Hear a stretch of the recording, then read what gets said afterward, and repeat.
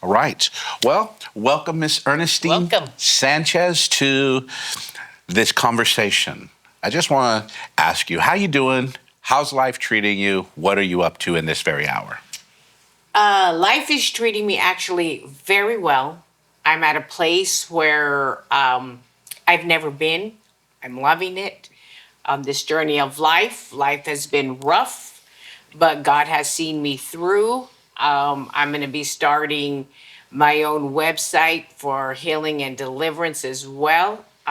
God is just moving in my life, and I'm just loving it. Well, I love it because right now I have the opportunity through what is called our Hokit. We have a business that's called O3 Solutions. And one of the things that our Hokit business does is it just brings health to people. And so, can you just share real quick what the Hokit has done for you in this last season?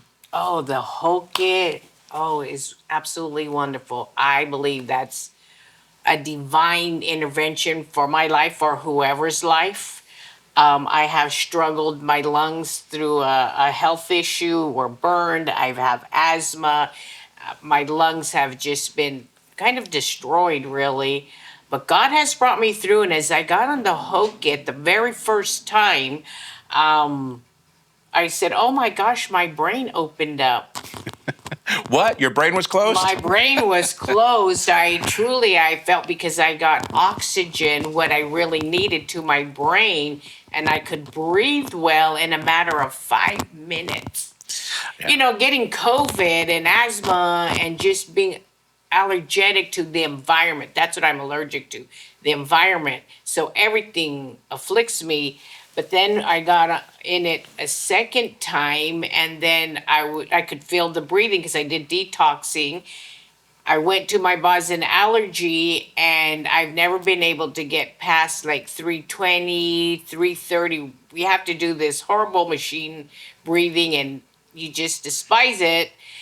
And this time my numbers raised up by 10. I've never been able to do that. And they've been trying to get me there, get me there. And so my numbers are now about 340, 345. One day I'm going to get to at least 700 where I'm supposed to be.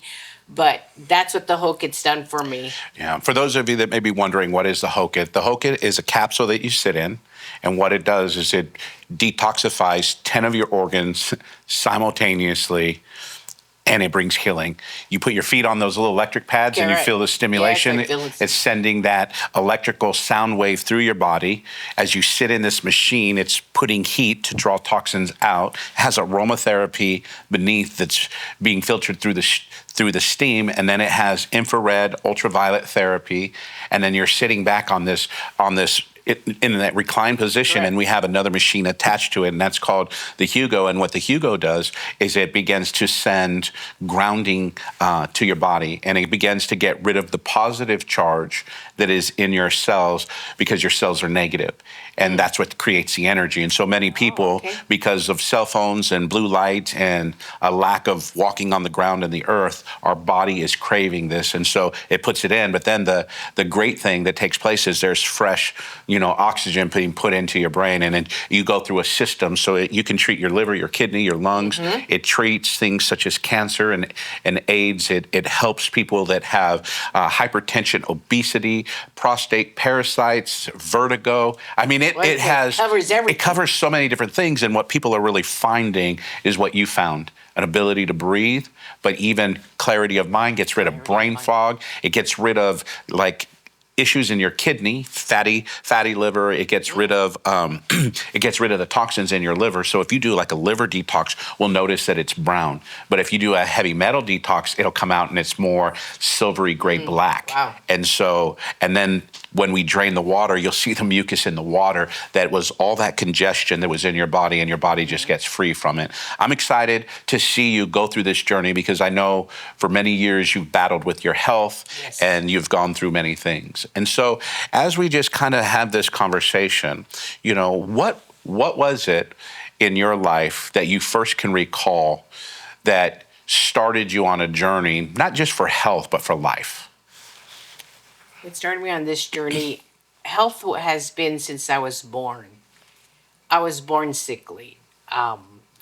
So I've always looked for health. I really prefer the Stolic way, more natural versus doctors. I've lived in the doctor's office, I've lived in the hospital, you name it, been there, done that. And in this journey of life has not been fair, life has not been easy, whether my choice, not my choice, other people's choices. It's been hard. Life has never been easy. I tell my mom, I was not born on a bed of roses, that's for sure. Because life has always been a struggle. So I only know how to fight, Yeah. whether it's to live or Yeah, to live beyond death. No, yes, absolutely. I could relate because, you are, you know, on the line of 7, you kind of fall in the middle. You're number 3. yes, You are 10 years older, by date and number from me, almost exactly. But one of the things that we have both learned is we have to fight through life. And one of the things that I recognize is that when mom and dad decided to have another child, they weren't planning on 7, they were planning on 6. I was kind of the surprise. right, And it's kind of funny now, because, I remember, dad telling me, well, we weren't trying to have you. You just were part of the package that came. And, Correct. I could take that the wrong way if I wanted Exactly. to. But I didn't. I knew what he was saying. It's so funny. I have so many memories of dad as well as you. And I don't know why, but he used to call me Curly, and I called him Curly. That was kind of our dad thing. Hey Curly, hey Curly. Mm-hmm. But just kind of reflecting on that, when I was born, I was one of 2, and I'm a twin, and how I was trouble in the womb. And I guess Yes. I could honestly say this: you, as well as myself, are the 2 prophetic voices in our family. Our other siblings all move in prophecy, but you really have a strong prophetic call, and our calls are actually almost opposite. Right. Your call in the prophetic is to bring inner healing and deliverance.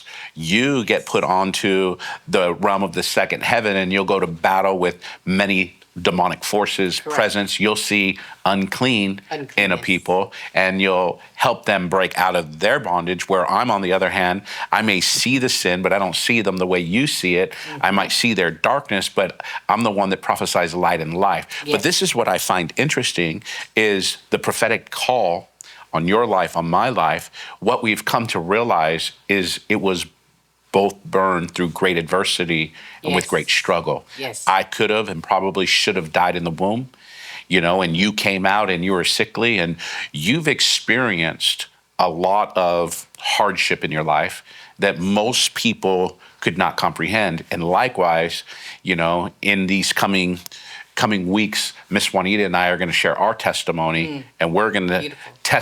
testify about everything. So, and that's actually really exciting because she desires to share. And Amen. so it's going to be really cool because people have no idea. Everyone thinks, ooh, you're anointed, but they don't realize the price that comes, the cost of the oil. And so, I recognize you and I were both children of adversity. Yes. I could have and should have died in the womb, but by God's grace and mom's prayer, and she wasn't even saved at that time, No. she dedicated me to the Lord, and she said, Lord, if you save my son, I will give him to you all the days of his life. And little did I know I was committed from the womb to the things of God. And that's probably what kept me from all the troubles that all my siblings went through. But my adversity was on the other side. And so as I think of your life, I remember you being sickly and stuff, but I also remember that you were very kind and very generous. You were very loving. But at a very young age, a lot of things were taken from you. Yes. And we know that there's 2 types of sin. There's the sin that we commit that we're aware of. If I went into the store and I stole this bottle of Right. water, I'm aware of that sin. But then there is a sin called sin committed to you. Yes. And I think sin committed to you, it's not viewed as sin. But what happens is it leaves an imprint on your life, and it creates a trauma that if it's undealt with, it really begins to influence and affect how you think, how you respond, Yes. and how you live. Can you share with me, when do you remember trauma? I remember trauma very young. Like you said, I'm the third born.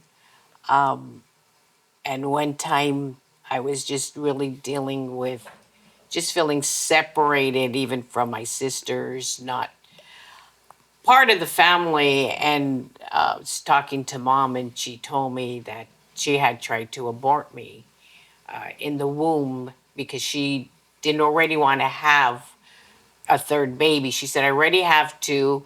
It doesn't look like, I'm young, I have two, and to have a third one already, Yeah. because me and my sister are only 11 months apart. Yeah. So mom probably wasn't fully healed She wasn't from giving healed. birth. She didn't have just a child. She had two. Two. And a third is on their way. And I think you and Kathy are 3 years apart. Yes. So it's. We're very close. Yeah. All three. It was three years in a row. Look at poor mom. She's 27 months pregnant, out of, actually 30 weeks of pregnancy over a 3-year period. That's Yes. a long time when there's 52 weeks in a year. So that's a long time to be carrying. And so she was really in a state of emotionally being overwhelmed. Yes. And so you could probably, not that you did, but you sensed it in the womb, because the child is a part of the living organism. So what's happening is the trauma that mom is experiencing is trauma that's being passed down. And of course, we know that she didn't want, it was a feeling, it was an emotion, it was overwhelmed. It was a strong feeling, yes. And so, she may have did things, in hopes, but even there, that shows me that God's hand was on your life because you're filled with purpose.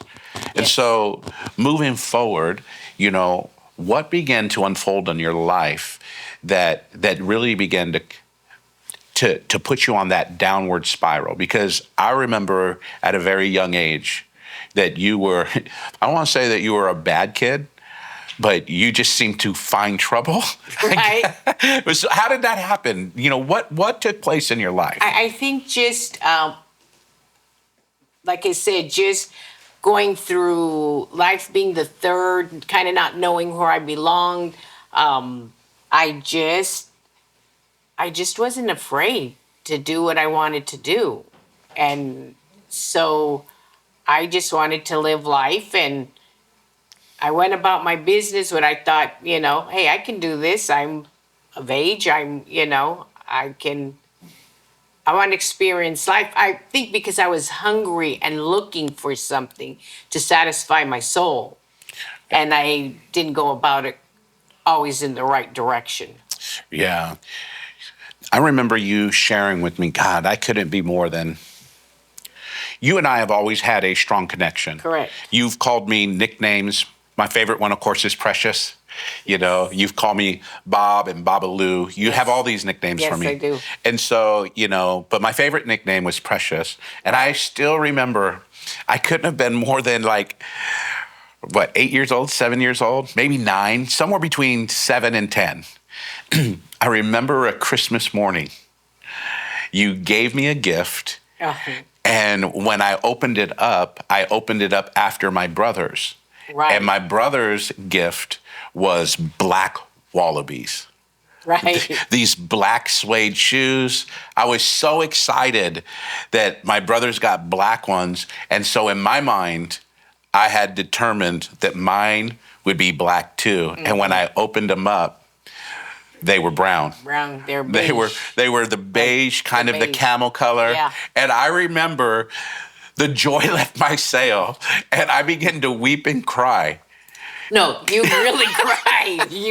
I cried because I didn't get the same shoes as my brothers. And I guess automatically, as a young child, you want to do what your brothers are doing. You want to do what your siblings are doing. And I just didn't think it was fair. And I remember saying, how could you get your precious brown? Right. I'm going to get precious. Yes. God, the things that we cry for. And so, speaking of that tears, those were tears of sadness, but, now as I'm older, they bring laughter and joy. Right. Because what ends up happening is people don't understand, the impression of what a gift can make, and I guess in that day I was just disappointed, but, right. The truth of the matter is, is that was just the beginning of many different times that we would share and tell stories. And I remember as we were, now both older and serving the Lord, we were talking about traumas. And one of the earliest traumas I remember that you sharing about was when you were probably about, I want to say 6 to 10, and something happened with the hand of a man. Mm-hmm. Correct.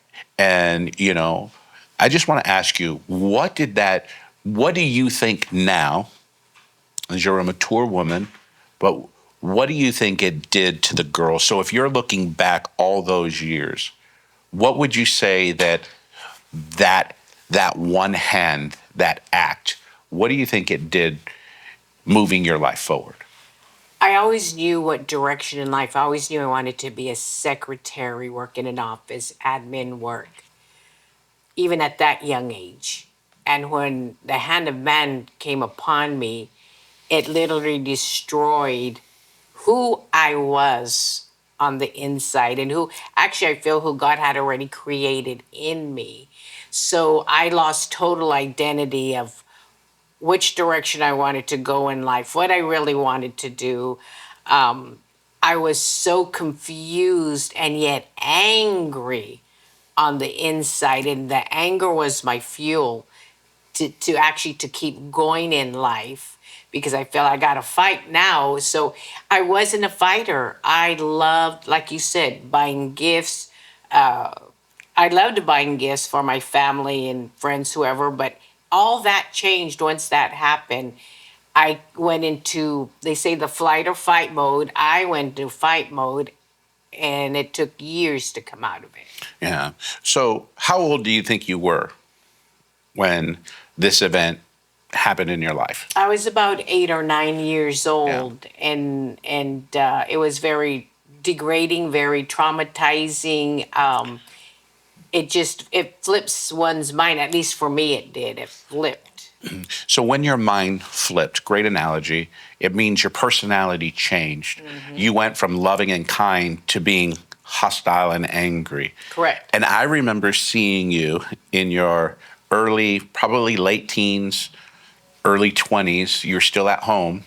And I remember that you and your brother, who's 1 year younger or a few years younger than you, Rudy, who's, number 4, I remember that you would get frustrated with him and tell him, "You're going to vacuum." And he'd say, "No, I'm not." Oh, yeah. And what did you say?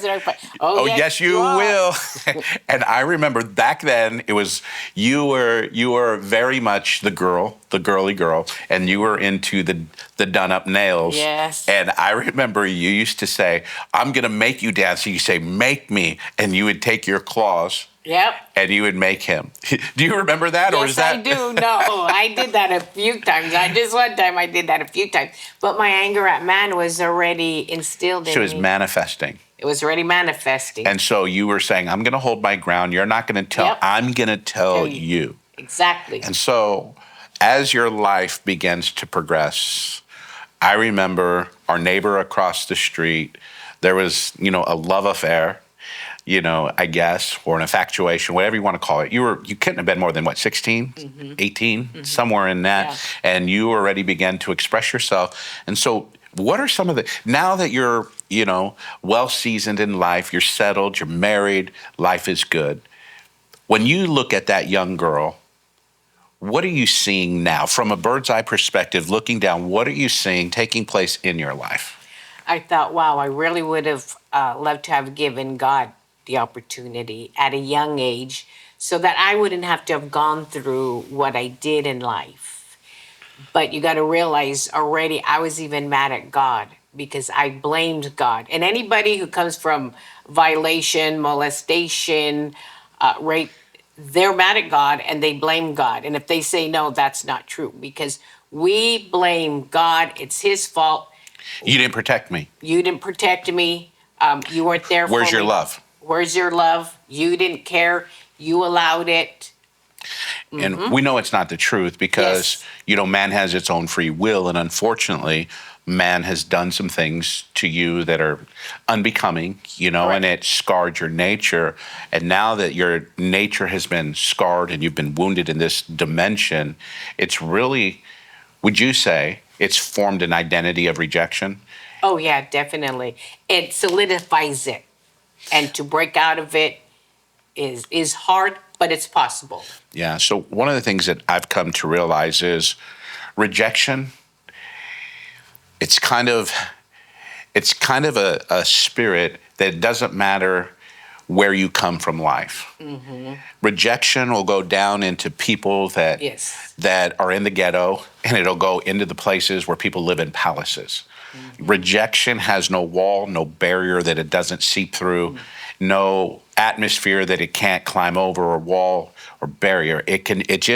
Rejection can hit anyone, no matter their walk of life. Yes. And I think what happens is when rejection begins to settle in, it begins to fuel the root of bitterness, and it just begins to fuel the fire, And so just kind of walk me through your life timeline of how things, just began to unfold. I mean, I remember so many things. I could remember, your first marriage. I could remember, your second marriage, and all the different things that you've gone through in life through the form of broken people. When you're broken at the level I was broken, what you're doing is, at least for myself, I was always looking at broken men. So I always had the tendency to look for broken man because it made me feel better. I'm a little Better. better. I'm, not as broken as you are. And so it led me to toxic relationship. Talk to me. That's a great topic. Toxic relationship. Toxic relationship. What was the first toxic relationship you entered into? The first from the beginning, the first relationship, toxic, abusive. And when you come from where I do, toxic seems to follow you, it seems to pull you, and you gravitate to it because your thinking is so twisted, and yet at the same time, you want to come out of it. It's like looking through a broken mirror, trying to make sense of your life. Yeah, and I'm saying, wow, how do I do this? Because I don't know how to maneuver through it. And yet you're on the inside, you're screaming, this is not what I want, but I can't come out of it. Yeah, so you find people with trouble who just add to your sorrows and your just trouble. Add to it. It's like them compiles. It compiles. I don't know. God, I remember this. You probably don't. But I was with you, and the guy that I remember, his last name Torres. You remember? So you remember him? Yes. His first name started with M. I'm telling you, I got a good memory. Right. And so here we are. He's in I think he had like a Monte Carlo or some type of really nice car. Yeah. And I was with him, and you had taken me out to hang out because I was precious. I was I always went for the ride. And so we were driving, and you were driving his car. And at the last second, he decides he wants to turn right and go into 7-Eleven parking lot down by the high school over by Andrew Hill. And we're on a straight drive. And that joker grabbed the wheel and he said, I said turn. And the car just, and we squealed into the parking lot. And you're like, what are you doing? And he said, well, I told you I wanted something to drink. And I remember being in the car thinking, what the heck? Like, but did you even I know you probably don't remember that story. I am vivid, But go ahead. Vivid. My thought is, did you even recognize that was wrong? No, you don't even recognize. You think, oh, that's just the way life is. That's just him. You're used to the hand of men being strong. Yes. And taking authority over you. And some days you could fight back, and other days you can't. That's kind of hard to understand. There's some days you want to fight. Yes. And then there's other days that you just say, I'm not going to fight. I'm not going to fight. And so when you're with these ones that you don't want to fight with, what's the number one thing they steal? They actually, I would say they steal everything. It's all because it's all compiled in one. Control? Control. So they take away your freedom, Your freedom. and then they probably mute your voice. You can speak, but they don't hear. Yeah. You feel like they don't listen to what you have to say. So they make you feel like my words are insignificant. Less than, feel important.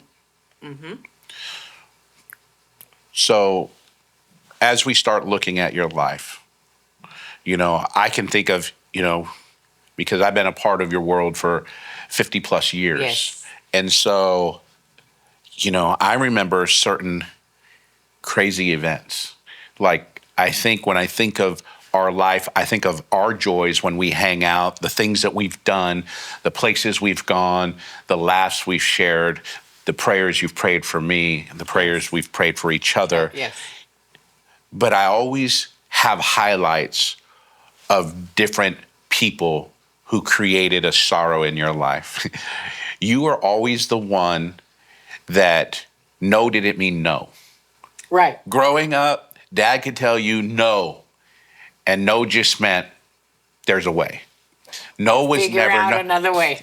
Yeah. And I remember you were, I remember you at one time, you said you wanted to be a secretary, administrative. That was part of your gifting and calling, but you're always very creative. And I remember you decorating and baking cakes and making wedding cakes. Yes. Then you had your animal face. Oh my God. Oh, I love. To this day, still love animals. Yeah, you just lost all of your chickens that you had at your house, but you still have, you still have a passion for animals, and we'll talk about that in just a moment. Oh my I know God. what story you're going to talk about. My God. But I remember, we had a dog. Yes. His name was Spunky.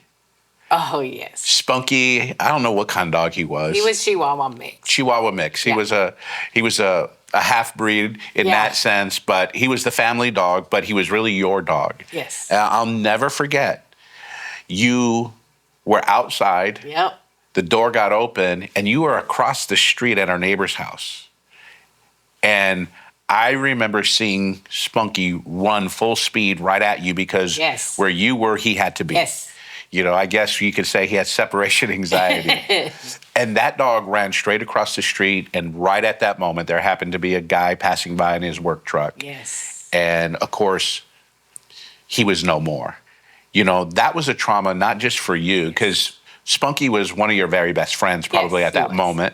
Mm-hmm. He was the dog that laid with you and sat on you, growled if anybody came near you, the defender of you. Yes. And you lost him, and you were now in training to become a dog trainer. Yes. And you're training these dogs, and Dad, in his desire to help you, but in probably foolishness, he said, you could go and get any dog you want. I was just talking about that. Yeah. And what kind of dog did you come back with? Came back, Rudy and I went to the animal shelter, went looking, and I chose a Great Dane pup.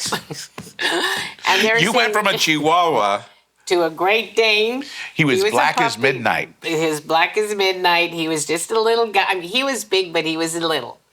And I told Rudy, this is a dog I want. And the guy at the shelter kept saying, are you sure this is a Great Dane? My dad said I could have whatever dog I want. This is the dog I want. But they had to call Dad and ask him, hey, your daughter's here and they're saying she could have this Great Dane. Is that okay? He said, yeah. He didn't even know what a Great Dane was. I guarantee you. And when he came back, he's like, you bought a horse. You picked a horse. Picked a horse. Oh, my God. I picked a horse. That dog was actually a really good dog. He was a very good dog. You had all these dogs. I mean, you had, Sheba. We had Barney before we had Sheba. Mm-hmm. And Barney was, I remember this with this dog. This dog was the one that was, he was trained. A Malamute, trained to the hilt. I remember that dog when he wanted to get out of our yard, which is Dad had everything perfectly fenced. There is no way in, no way out. Fort Knox to break into our house. Right. You know, if you locked yourself out, you weren't getting in because Dad had the poles, poles, yeah. behind the sliding doors where it was a board perfect across fit. Yeah, the there is door. no way in. Yeah. But this dog was a escape artist. You know, this is Barney. This is Barney. He always trained got out. You trained that dog. I remember watching you train that dog to walk on 2x4s Yes, I did. across the patio. You showed that dog how to sit, lay down, fetch, roll. Walk ladders. There was nothing he could do. He could climb ladders. Climb ladders. He could do. I mean, this dog was amazing, and so I remember that dog could not be kept inside. No, he had a couldn't. wandering spirit. He did. He just wanted to be with everybody in the front and playing with everybody else. And so I remember our neighbor was Mr. West. Yes, And you Mr. remember West. he used to jump onto the barbecue pit. Yes. And then leap onto the fence, walk across, and either jump out. If Mr. West didn't open the door and let him out, he would jump back, climb the fence, and walk to the end of the fence and then jump over the bushes. I don't know how many times we were out front playing football with my friends, and all of a sudden Barney's out there, and we're like, how in the heck did you get out? He just wanted to join the guys. That's so crazy. I remember, you know, all of these things. You were also, you know, the one who was the guy that tended all the animals in that cartoon? Oh my God. Dr. Doolittle. Oh, Dr. Doolittle. So you were you had this Dr. Doolittle thing about you. And one of the things I remember is you had a passion for birds. Yes. No, I do. Just animals. And animals in general. Yeah. But as I think of birds, birds and us have a weird history. Oh my God. I remember there was a fallen bird. Pepe. That was Not even before Pepe. We're talking about the one that came out of the nest. Oh, my baby bird. Yes. Yeah, baby bird. So Yes. baby that was bird, just a sparrow. a sparrow, Sparrow that fell out of the nest. Raw. and you decided I'm gonna take care of it. Yes. Exactly. I remember watching you. I Oh couldn't have my been more than gosh. 8 years old. No. Yeah. About there. 6 to 8. Yeah. About there. I'm probably first grade, 7th grade, or first grade, 7 years old.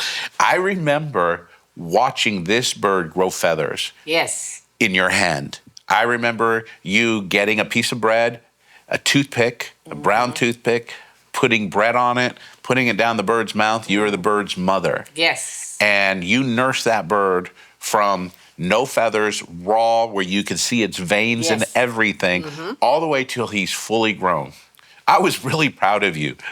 I just want to let you know, I was amazed at the care, the time. I mean, that bird you must have yeah. had for, what, 4 months, About 4 5 months, months? yeah. At least to get him to that type of health. And that bird was doing really well in its cage. Yeah, he was doing very well. And then one day, what happened? Well, one day I come home and he's in my room in his cage where he belongs. One day I come home, walk in my room, all excited to see him. It's time to feed him. And I go to get him and he's on the floor of the cage. And I'm going, I have no idea what happened. what? Robert! I knew it. I remember that scream. I remember. Well, you should. I remember, Robert! It wasn't Babaloo. No, it wasn't precious. Bob, and it was far from precious. And when you yelled Robert at the top of your lungs, I was like, oh God, she knows. And so I don't know if you know, I was proud of you, and I was showing off to our neighbors, you know, the Floreses. Look at what my sister did. And when she sticks her hands out, the bird jumps on her hand. Well, he wouldn't jump on my hand because I wasn't you. And so I'm sitting there putting out my finger, putting out my hand. He wouldn't jump on. And so I said, let me just catch it. And I went like that. I didn't mean to kill it. I'm just a kid. I'm probably 7 years old. And I remember he's jumping around because he was flying already. Yeah, he was already flying. And I remember and I remember I could literally still picture 7-year-old me when I grabbed it. It's broke his neck. not that I tried to, not that I wanted to. It was totally an accident. And I remember the head just falling in my hand. And I remember in that split second, I'm like, oh God, I'm dead. And I dropped it and I ran out. I was a brat. I mean, I was your little brother, and I was excited to share with my friends this great feat that you had done, and I actually took its life. That's one. That's one. Yeah, that's one. That's one. You know, the other one, you had another bird, Eagle Charlie, but then you had one that was Pepe. Pepe was a parrot. I don't know what kind. Yeah, parrot. He was just a parrot, and you had taught that bird how to speak. You know, I remember you had a parakeet. A parakeet that you taught how to speak. An opaline parakeet that I taught to speak as well. I remember that too. And so, you know, and he loved Kool-Aid. I didn't know that, but he loved to drink Kool-Aid. But I remember going to Pepe. Yeah, man, I was a brat. I must have been a lot to deal with. Now that I'm thinking about it, I remember Pepe was on the cage, and for some reason he was flying, and we're trying to get him to go back in the cage, and he didn't want to. Yeah. And so he flew, and he went underneath the couch, and he would go under the couch and climb up into the spring areas, and he would hide. And so the day you're like, try and get him. And I did it. And I go, I'll help you. So you could get him. And I went to pick up the couch on the end because I was Hercules in my mind. And I remember the couch slipped out of my hands. And the next thing we see is... Yep, another one. And so thank God I stopped killing all your birds. I think that was about it after. Yeah, I think I learned my lesson. Like, don't mess with Ernestine's stuff. And so, so, you went through all these different phases. I guess you were trying to probably just find yourself a little bit. I think maybe with the animals, you felt like, well, at least animals don't hurt me. And then you found out my brother hurts animals. And so you probably moved on from there. But I remember you had a dog. Again, Dad said you can't have one, and you came back with this little copper thing. Yes. Tell me the story. That story goes back to I had a parrot. I went to the pet store to go buy a stand for the cage. I wanted to lift it up so nobody could touch it. So I went to the pet store to actually buy a stand. And I thought, I am not paying $69 just for the stand. I'm not talking about the cage, just the stand alone. I said, I'm not paying for that. And well, I kind of wandered off to the windows where the kittens and the puppies were. And I thought, oh no, I can't do this. Well, there was a miniature dachshund puppy, and it just like, oh, you are so adorable. So I asked the lady, can I see this puppy? And sure enough, and it was a pedigree, but it had buck teeth, so it couldn't be sold as a pedigree. And well, she brought it out. We went in the little room, sat on the floor, played with it. I said, oh, yeah, you're going home $250 later. Here, I didn't want to spend $69, but I was willing to spend $250 on this dog. So you would always say that Penny could talk to you. Oh, yeah, Penny could talk to me. Oh, yes. You knew her thoughts? I knew her thoughts. And so that day she... Oh, yeah. Spoke to you, spoke to the string of your heart and said, I'm going home. And I took her home. I get home with her and I'm going, okay, it's going to be on, meaning me and Dad. And he's like, oh, no, Tina, get that dog out of here. Take it back. And I said, oh, no, I bought her. And he said, I don't care if you bought her, you got her for free. You take her back. No more dogs, no more dogs. And I said, I can't, Dad. And he said, yes, you can. You... Yes, you can. And I said, oh, no, I'm not taking her back. I'm keeping her. All sales final. It was final. And it's final. She's staying with me, and I'm keeping her. And so I did. I wasn't afraid to tell Dad. So I kept her. And, oh, my gosh, she was just the most beautiful, loving dog. Everybody loved Penny. Everybody loved Penny. Penny. And we called her Penny because she was copper. Absolutely. She even loved being in Mom and Dad's when they started. serving the Lord, and she even loved being in their prayer time. I have a dark side remembering Penny. Penny was not good to me. One time only. One time. Yeah, probably more than one time. Yeah. One time, I'll never forget this. I came home from a wrestling tournament, wrestled like 4 or 5 matches. I'm hungry. You were I couldn't wait starving. because, wrestling, you're cutting weight and you make it through the tournament and the tournament's finally over. I couldn't wait to get home because Burger King was having the 2 Whopper for $2.22 or something like that Yes, special. yeah. And that was in my budget. And I bought 2. Yep. And I had my fries and I had my drink and I was about to pound. And that day I happened to come into the living room to watch TV and eat my burgers. Yeah. And the first words out of your mouth are, "Oh, precious, I'm hungry." Yeah. And yeah. I was like, let me compose myself. Okay, she's been good to me. She's been good to me. I'm about to smash these 2 burgers. She's been good to all right, you can have one of my burgers. Yeah, you did. And then you're like, can I have some of your fries? And so I give you some of my fries. And then you go, Babalu, I don't have ketchup. Right. Precious, get me ketchup. And I remember looking at you and I say, hold on to your dog because I don't need her to come eat my burger. Did you? And you're like, said oh, that she's fine. She's right here with me. You And I'm like, did. hold that dog. You did. You And were so- specific with I- your words. That was prophetic because I didn't trust that dog. You didn't. And so I walked to the refrigerator, came back with ketchup, and my whole burger is gone. She inhaled the whole thing. She didn't even chew it. And when I got there, I'll never forget that dirty dog. Do you remember what she did? She burped. Oh my God. She did a big. And all I wanted to my do was God. choke that dog. And I went from having 2 burgers to now I have none. And you're already about halfway through with yours, and you're like, I'll give you some of mine. I'm like, some? I went from 2 to none to went 2 to some. Right. So, yeah, I had to get over it. That dog, Right. oh my I don't God. think you've still gotten over that one.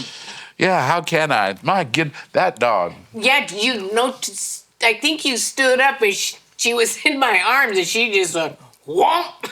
She wanted it, She wanted it. and she took it and then I'm burped in my face. Oh my God, what am I gonna do here? That's like yesterday. Oh, It was my already gosh. like Burger King was closed, so there's nothing I could do. And you're like, Oh. here's a piece of your burger that you gave me. I went from 2 to fries and a bite. Right. or you Fries and a did. bite. But that dog, it was a good dog. Penny, everybody loved her. But Mm-hmm. I remember the day that dog pulled the wool over your eyes. You know what I'm talking No, about? I don't. So somehow you found a stray kitty or a kitty Yes, cat. A kitten, yes, a baby, little. Where did you little. get that cat from? I Because don't know. I think it just wandered to the house. I don't really know, but it was a baby that still needed to be nurtured and bottle fed, and here you go. here I go. And so Penny and what did you call that cat? Do you remember? I don't even remember. I don't even think I'd given it a name yet. I'm sure because you named everything Kitty Okay. Gato. We'll call him Kitty Gato. Okay, kitty gato. So you have this Kitty Gato, and Penny makes friends with this dog, with the cat. with this cat. With the kitten. And tell me the story. Oh my gosh, I went to the store. I left them. They were friends. I went to the store for whatever, and I come back, and the cat's dead. She played with it too rough, or she just mauled it and just like, what the heck, Penny? What did you do? I was so upset with her because this was just a kitten.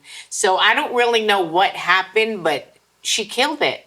And I was like, why would you hurt that when that was your little friend? I couldn't get over that. Didn't she actually eat it? I think she actually even ate it. That's what she did. So She ate some of it. Yeah, you found it. Yeah. Kitty Gato was no longer because this dog was so territorial of you that I don't know what it was, but yes, it did eat some of the cat. man. This kitten. Told you that. Are you sure that was a good dog? She was a good dog. She had some flaws, but she was a good dog. You related. She was broken. I Yeah. remember she used to drag because she was so heavy, and we had to put her up onto furniture because she could no longer jump. Yeah. She liked to eat. I guess. She loved to eat. Yeah, she ate my whole dang burger. I'll never forget She that. handled the whole thing. Right? So, now, moving forward a little bit in your life story, one of the things I remember is you ended up marrying, I don't know if he was a high school friend, and you guys reconnected and you're on this journey in marriage. But this guy, once again, you found a guy that was what? Broken. Broken. And what happened with this guy was he was jealous. Jealousy has seemed to follow me all my life. I never understood that. Get married, we grew up together, neighbors, around the corner, and all of a sudden becomes very abusive. His wasn't so much physical, that came after, but very verbal. And I didn't recognize it at the time.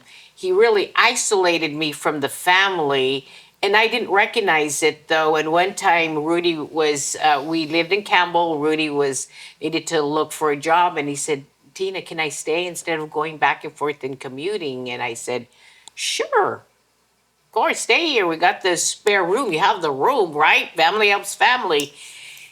And I let him know, and he said, "Yeah, that's fine." But after like about the second day, he says, "You need to tell your brother to leave." And I'm going, "What?"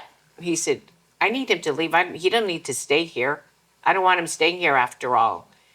And it so stung me, it so broke my heart that I had to go tell my brother he had to leave. That it just like, what the heck? And like mom and dad, they came over one day just to visit, and he told them, "Oh, we had plans, so you guys can't stay long." And me and mom have talked about that, wow, she just remembers the one time. And I said, "You're right, it was only the one time." And then he's telling me, or actually he said it, that he had plans with me that we had, and it's just like, let the plans go. Yeah, we did, but let them go. Mom and dad are here visiting us for the very first time in our place. And he's like, "Oh no, because we had plans."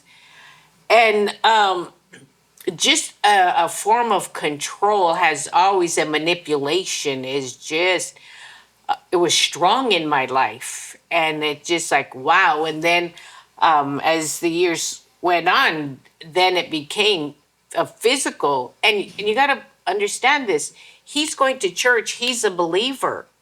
And he tells me, "Oh, my friends need prayer. I'm going to call so-and-so to come over." And he would be like my catcher, and stuff, just there in our place. And he's going to church. And I'm going, how does this happen? We're in church. We're serving God. We're serving God together. And then yet this follows. I couldn't comprehend, like, Wow. How does this happen? How does this really happen? We go, and then you come, and I told him, "What do? Take your church clothes off? And then you hang them up, and you're back to an old way, to an old nature." So that was really hard for me to understand. We're in church, we're praising the Lord, we go to Bible study, and then you come home, and behind closed doors, there's something totally different happening. Yeah, that speaks volume. Yeah, now that I'm looking at it, you can't recognize it because he was a disguised Christian.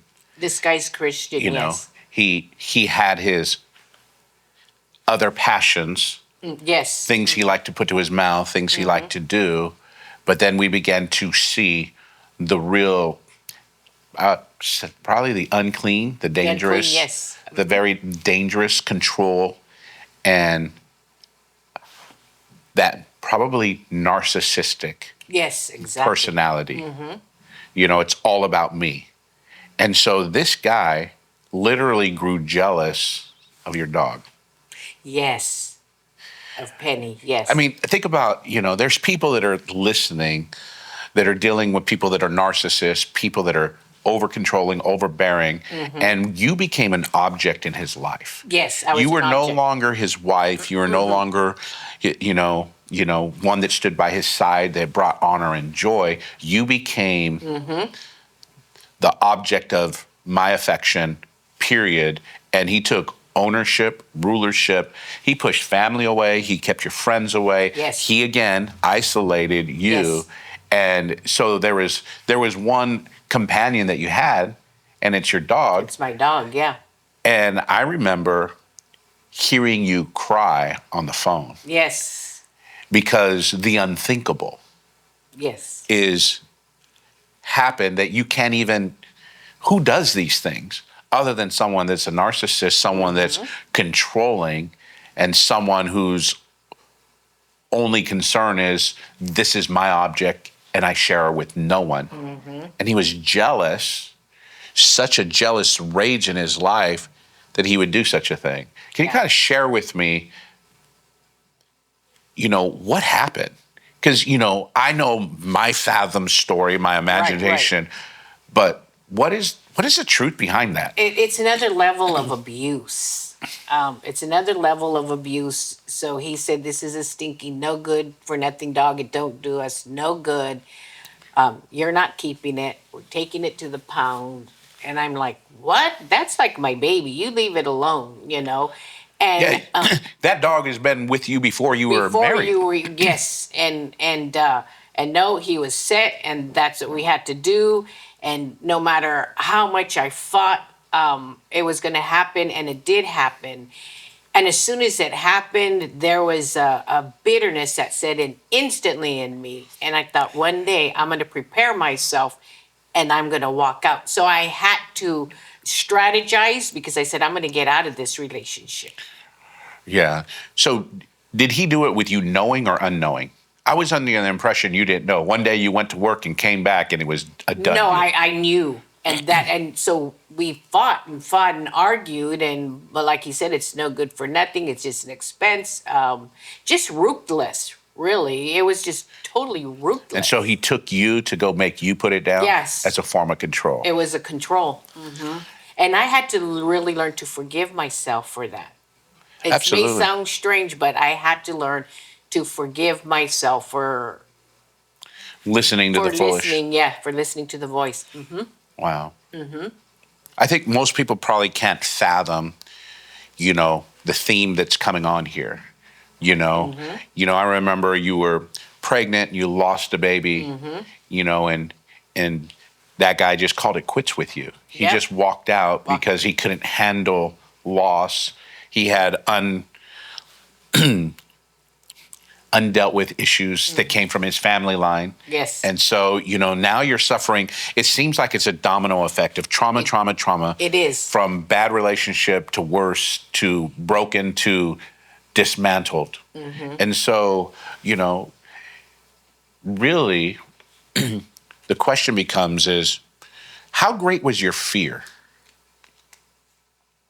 I think my fear was very deep. But my anger and my bitterness is what helped me get through, because I've had to deal with a lot of fear.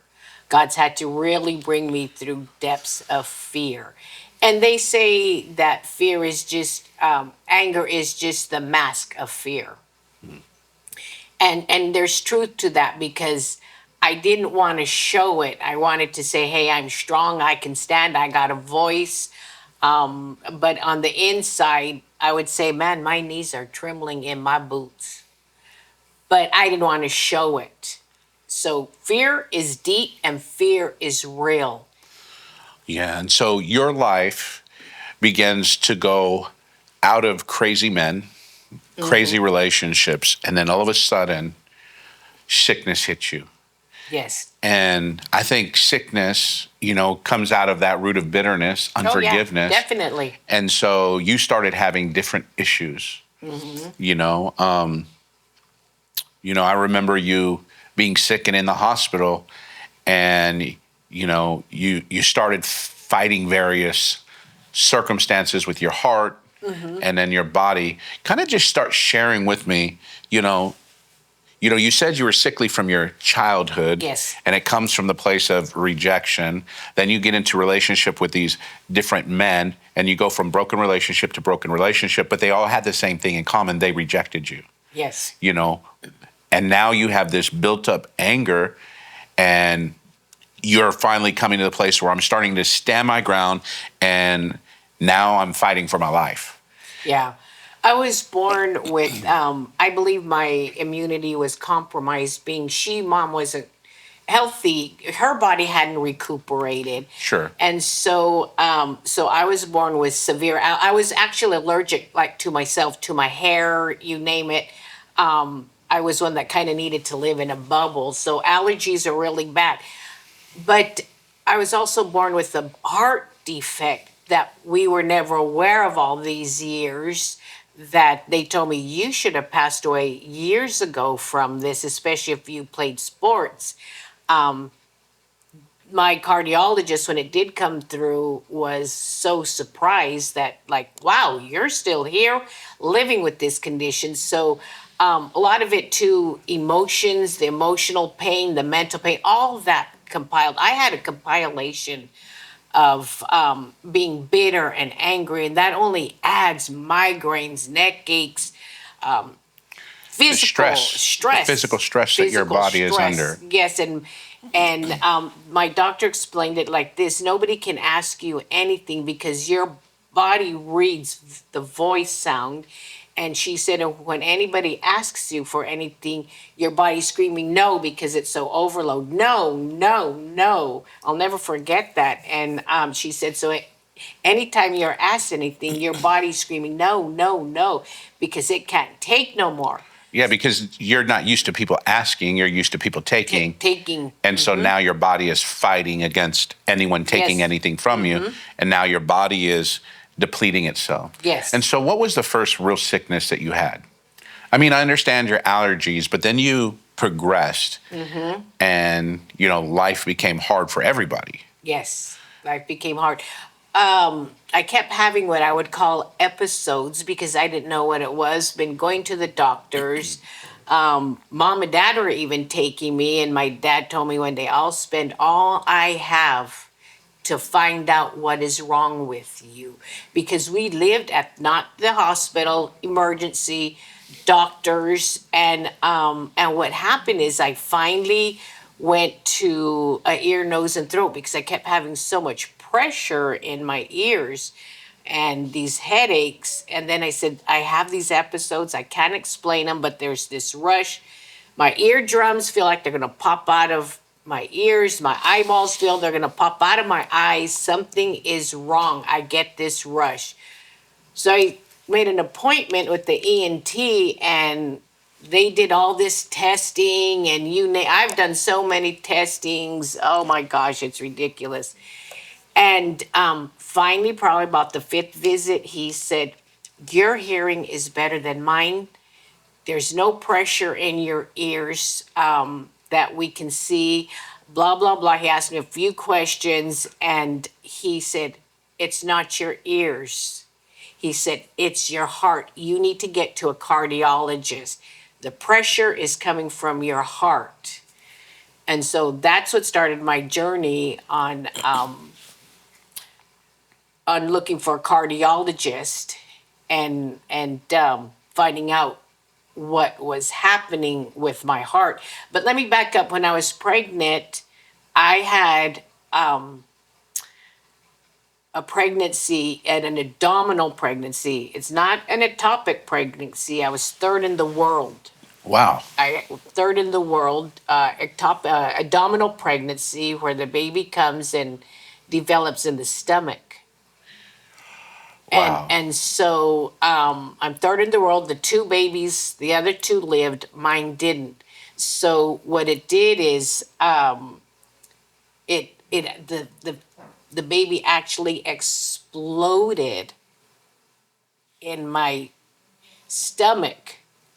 So I went to the hospital that night. I told my husband, take me. I don't feel good. I'd been in labor. How far along were you? I was 4 months pregnant. Okay. And I was huge though. Because it's sitting in your belly. because it's sitting in my belly. So I'm huge. I look like I'm due any day. And even my mom tells me, "You act like you're the only one pregnant." I said, "Well, it hurts. Whatever's going on, I'm in a lot of pain." So I go in, they take me in. I had just had an earlier check a few days before. They said, "Yep, the heartbeat sounds good. It's strong." Within a week, something happened. The fetus literally exploded in me. So they go in, they admit me, and they said, "We can't find a heartbeat." I'm in big time labor trying to push. They take x-rays and they're saying something's really wrong, and they started doing all these testing, and they said, "Okay, we're going to do laparoscopic." And I'm already starting to fight for my life already at this time. And they said, "We found nothing but murky blood. We got to go in." I had ended up having three surgeries. They had to do what do they call it when they just open you up? Exploratory? Exploratory. They said, "We have to do exploratory. Something's wrong." And so when they did exploratory surgery, all my organs were floating Remember that. in blood. And so, and the baby just hung, they said, like curtains. And I have this on file, on record, hanging like drapes on my tubes, on my fallopian tubes. They're hanging like drapes. Something went totally wrong. And they had to rush me in, and that was very traumatic, very traumatic. It was very painful. And they had to go in and literally clean me up and take my organs out and clean them up and Yeah. wash them up. And they thought, "Okay, she'll be good." And it still didn't work, you know. So there's a long process to that story. And what happened is, because your body has to have so much blood, it'll cause a heart attack from the loss of blood. Because Mother's Cookies back in the Bay Area, I needed so much blood that they donated the blood to the hospital. So the hospital used what they had, because it goes through the process. They used what they had on file for me for the blood transfusion, and then Cookies replaced it. Mother's Cookies replaced the blood. That meaning people went in and specifically People donated. went in and donated. Wow. Uh-huh. Because you gave up so much blood. Because I know I that gave you up- had other surgeries that came out of that. Yes. And, and you were, 24 at this time, I Yeah. believe. Mm-hmm. And, you're a young woman. Mm-hmm. You're looking for motherhood, believing, and, there is these preceding surgeries. One of Yes. them, what ended up coming of it, Yeah, yes, there were so many, because God is so intricate in his creativity. The way he has put the human body together is just amazing, because man couldn't even put me back together the way God built it. And so it took a process of different surgeries to actually get me right. And I believe through even the therapy I'm going through right now, through exercising, is actually resetting my whole body. And with the hoe cut, I believe all that is now falling into order. This is the healthiest I've ever been in my life. Yeah. And I know that your desire to be a mom came to an end, Yes. Came to a complete end, complete end. because you had this, stomach pregnancy. The baby, passes away, explodes in one form. Not quite sure how that looks and can't even imagine. I've never seen the pictures, so it'd be interesting to look at, So we know we have a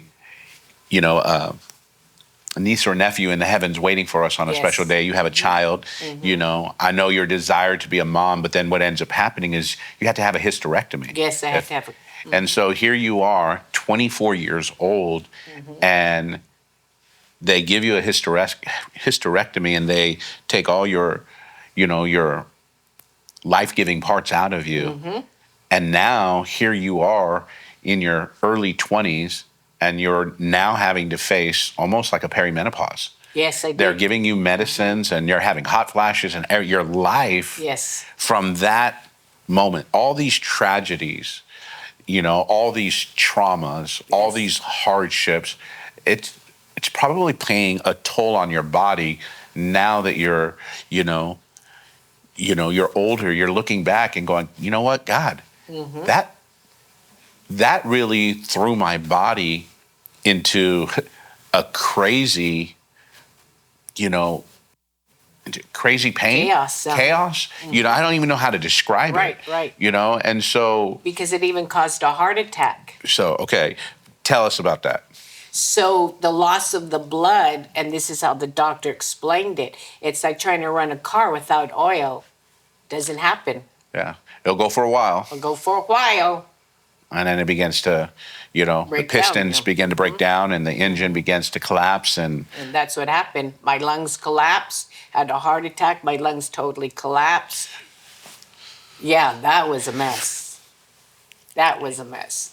yeah, And I as knew I was dying. yeah. Tell me a little bit about that. Well, I had the heart attack. My lungs collapsed. They had a technician that sat by my bedside 24 hours with breathing. They were trying to explode my lungs to open them up because they were so collapsed.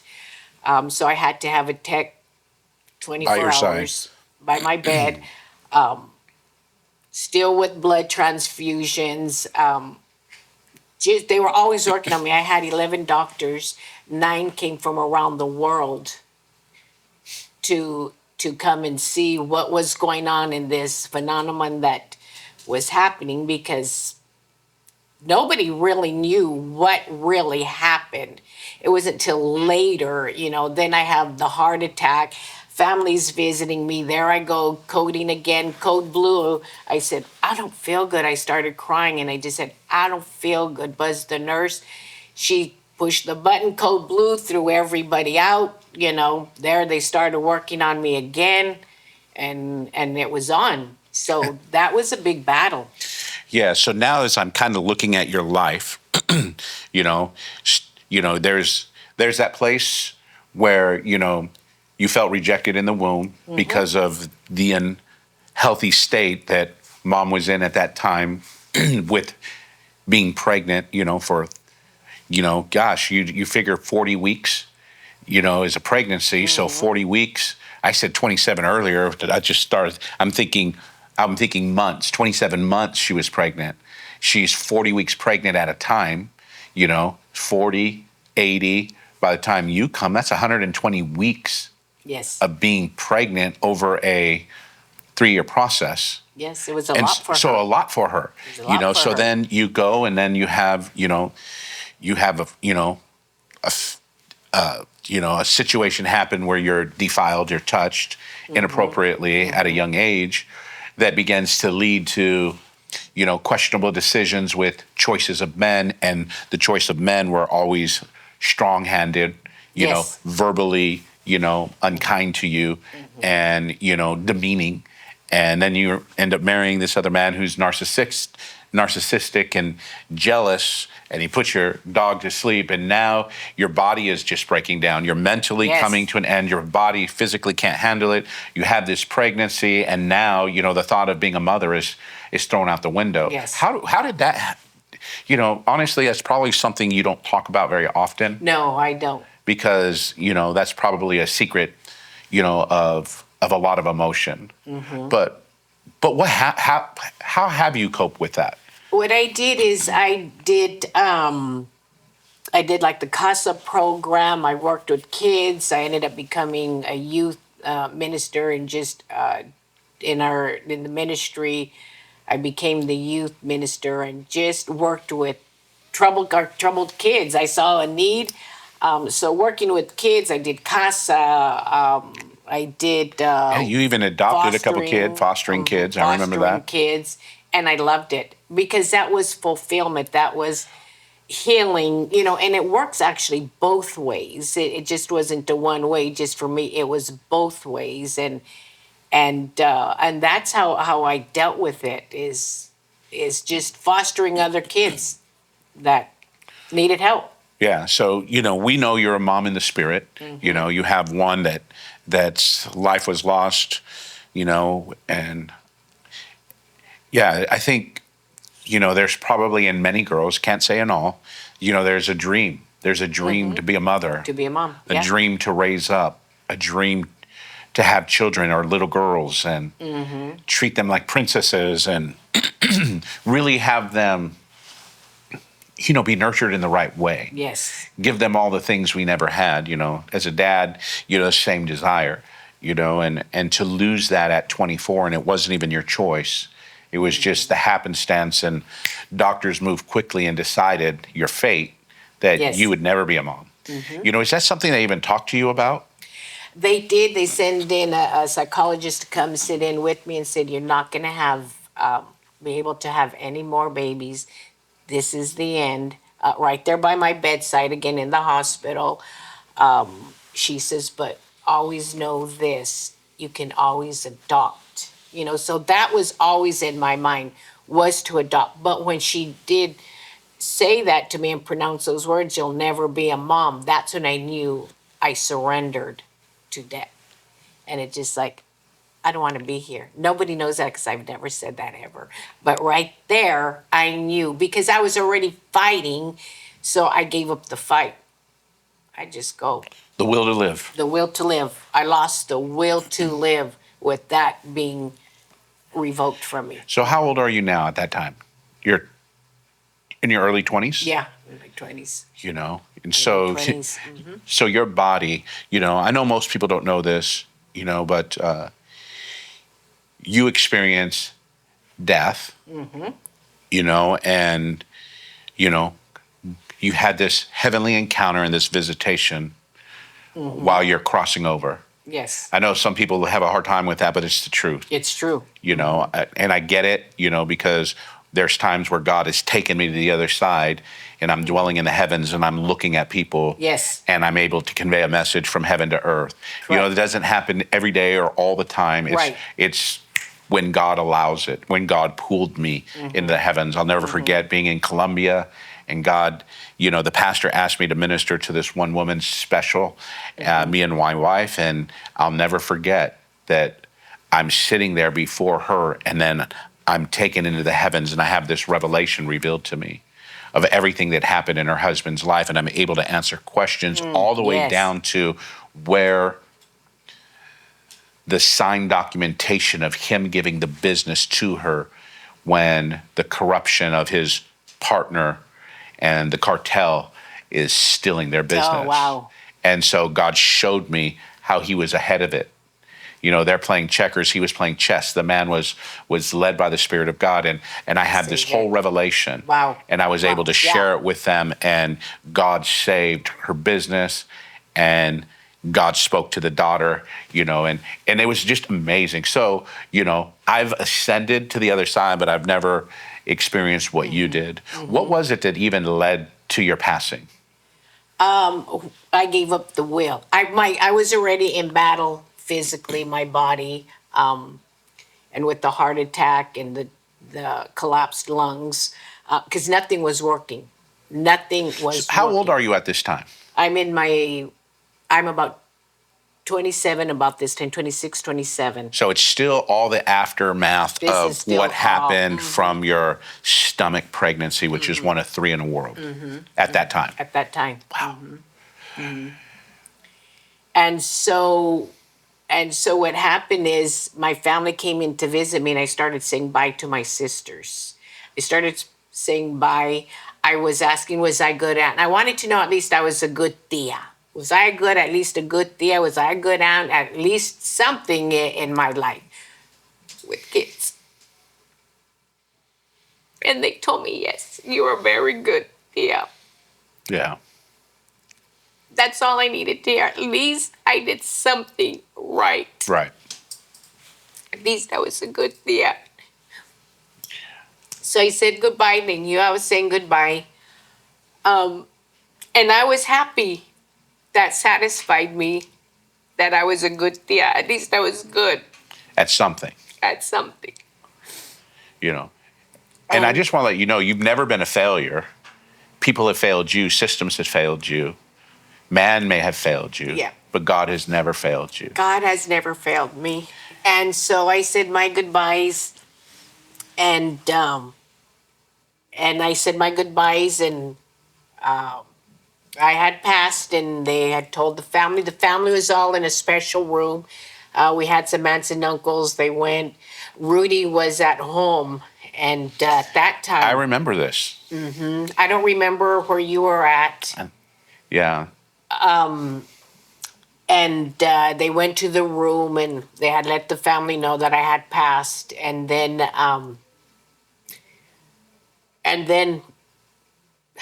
I remember Rudy yeah, he felt it at home. home He because was he asleep. remember waking up saying, "Oh my God, Ernestine's passed away." And Debbie said, "No, you're crazy." But no, he was, what was he feeling was real. No, absolutely. What he was feeling was real. And then, and what happened is, I saw the light, like people explain, because all of them have been so different. Not one has been the same. And the next thing I knew, he's sending me back. God is sending me back home. So when you went to the heavens, you have a conversation with God. You know, if you can, just share, what is a conversation with God? Where were you, in a pure white room? Were you? No, I was actually, like, if I was walking into, I was walking in a path. I could see, like, the cobblestone, like I was going to walk into a beautiful garden. But then there was this big cloud, and I'm walking. Pristine white, isn't it? Is that, what color was yours? Mine was just white, like here. Yeah, white lights. Yeah, just like a brilliant, brilliant. shimmery. And yeah, but I was walking like on a cobblestone, and I was so at peace, walking up quiet, Serene. serene. You really paint that picture, It was beautiful. I mean, even though I'm just on a cobblestone walking, it's like I could see myself, and then this big bright light, and my mind was at peace, my heart was at peace, my body was at peace. No more pain. There was no pain, no physical, no emotion, no mental. Oh my gosh, the walk, the journey up this cobblestone was the most beautiful place in the world. And I said, you can go here on earth to the most beautiful place. The brooks running, the pasture green, flowers, trees, the birds singing, and nothing compares here on earth to this. Yeah. When I've ascended into the heavens, I've had glimpses where I touch things that look like they're dead, or they let me say it right, they don't look dead. That you think they're an object like a rose or a flower, but it's not. Yes. You touch it and it comes to life. And so you experience anything like that? So on one of my other death experiences, Okay. So this one was just God asking me to come back. And Okay. then you got to realize I'm still mad at God. I don't want nothing to do with God. you found one thing that made you, that satisfied you. I'm a good auntie. Yeah, I was satisfied with that. I was a good auntie. I'm ready to leave. I'm ready to leave. So in this place, if this experience or encounter, when I came before, as I got closer, I'm loving now where I'm at. And out of the cloud comes the voice. And he says, so loving and so gentle and so kind. It was just like, what? And he says, go back. He call you by name? He didn't even call me by name. He just said, go back. Like, I don't want you coming here yet. Go back. And I said, oh, hell no. Life on earth is hell. And you want me to go back to hell? That was my response to him just saying, go back. And then again, he says, go back. And I said, no. Life on earth is hell. I am not going back to that. And then the third time comes, there's like this pause, and we're just right there. And I'm ready You're just to used to walk getting your way. Yeah, you're right. now that you say that. You know, And so I'm just really no like, is not no. right. When it if I- came to Ernestine, it's no just means we'll talk about it until I get what I want. Right. I'm ready to walk through this cloud because there was absolutely no fear. I was content. And then he said, will you go back? And he said it was so much love and so kind. And I can't even explain the way He took your breath away. He took my, yes. He took your no away. He took my no away with love and kindness. Wow. Because it's total opposite of Just what I've been spoken to. say that again. He took my no away With love. and kindness. Man, that's a sermon. That's a sermon. That's a preach. Yeah. He took my no away with loving kindness. You just got to sit on that because our no's can be very strong. And my no's are strong. But love, That's why it says love kindness. conquers all. Yeah, it conquered my. That's the only way to put it. so love and kindness took my no away. Took my no away. And Took then my what- fight away. You know, how long you think you were dead for? That you passed? Oh, that I would have no idea. That's something we could probably ask the family. I think it was a matter of a few minutes. I think you passed, and I don't even know what happened. I don't know if you were. Did they cover you actually? No, what they did is they walked out to go announce it to the family, and the doctors and nurses stayed with the family, and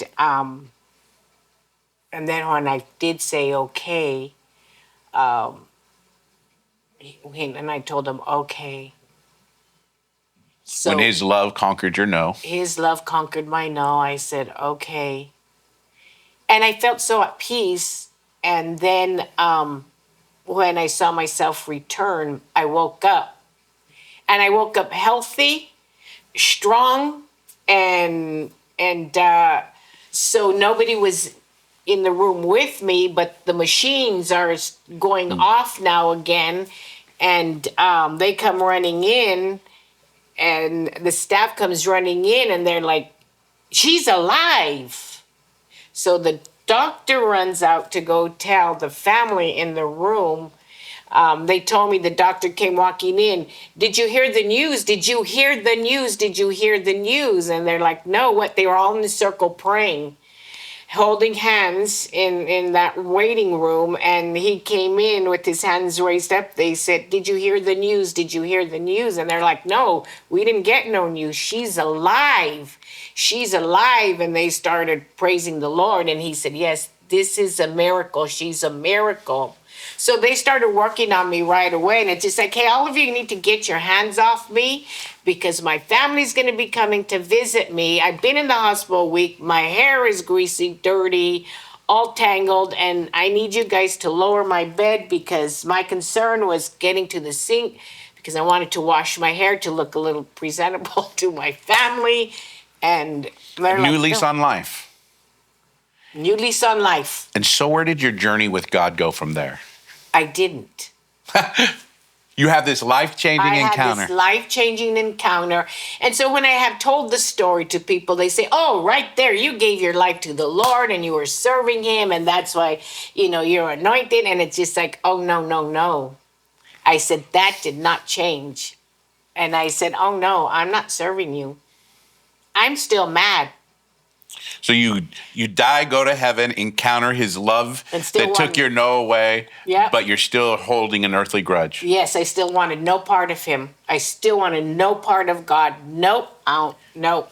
I don't need you. I don't want you. No. And everybody's like, what?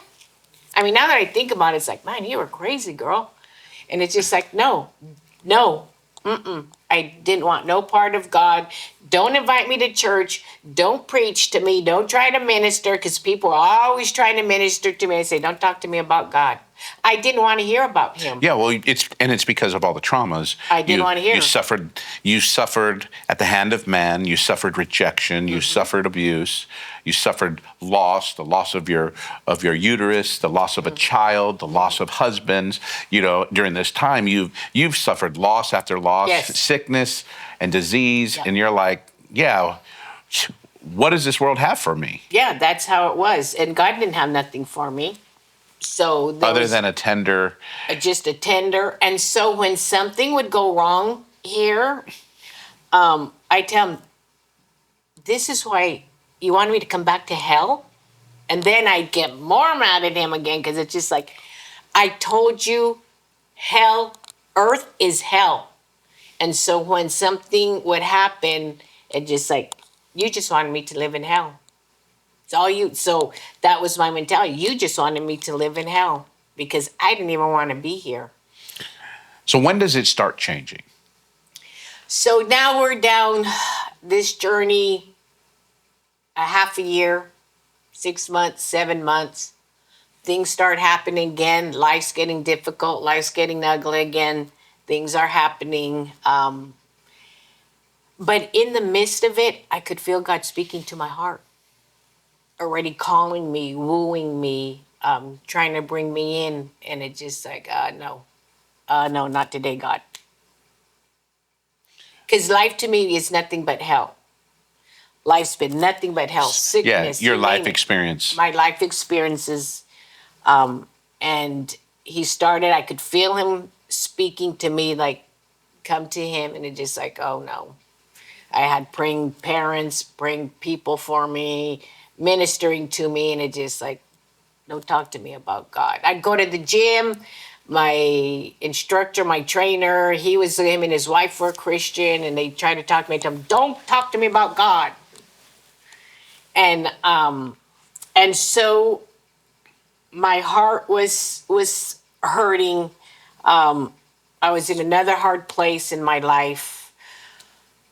And then it came out to about a good year, almost a year, that I started, things went wrong. I lost my place. I had to call mom and dad, can I move back in with you?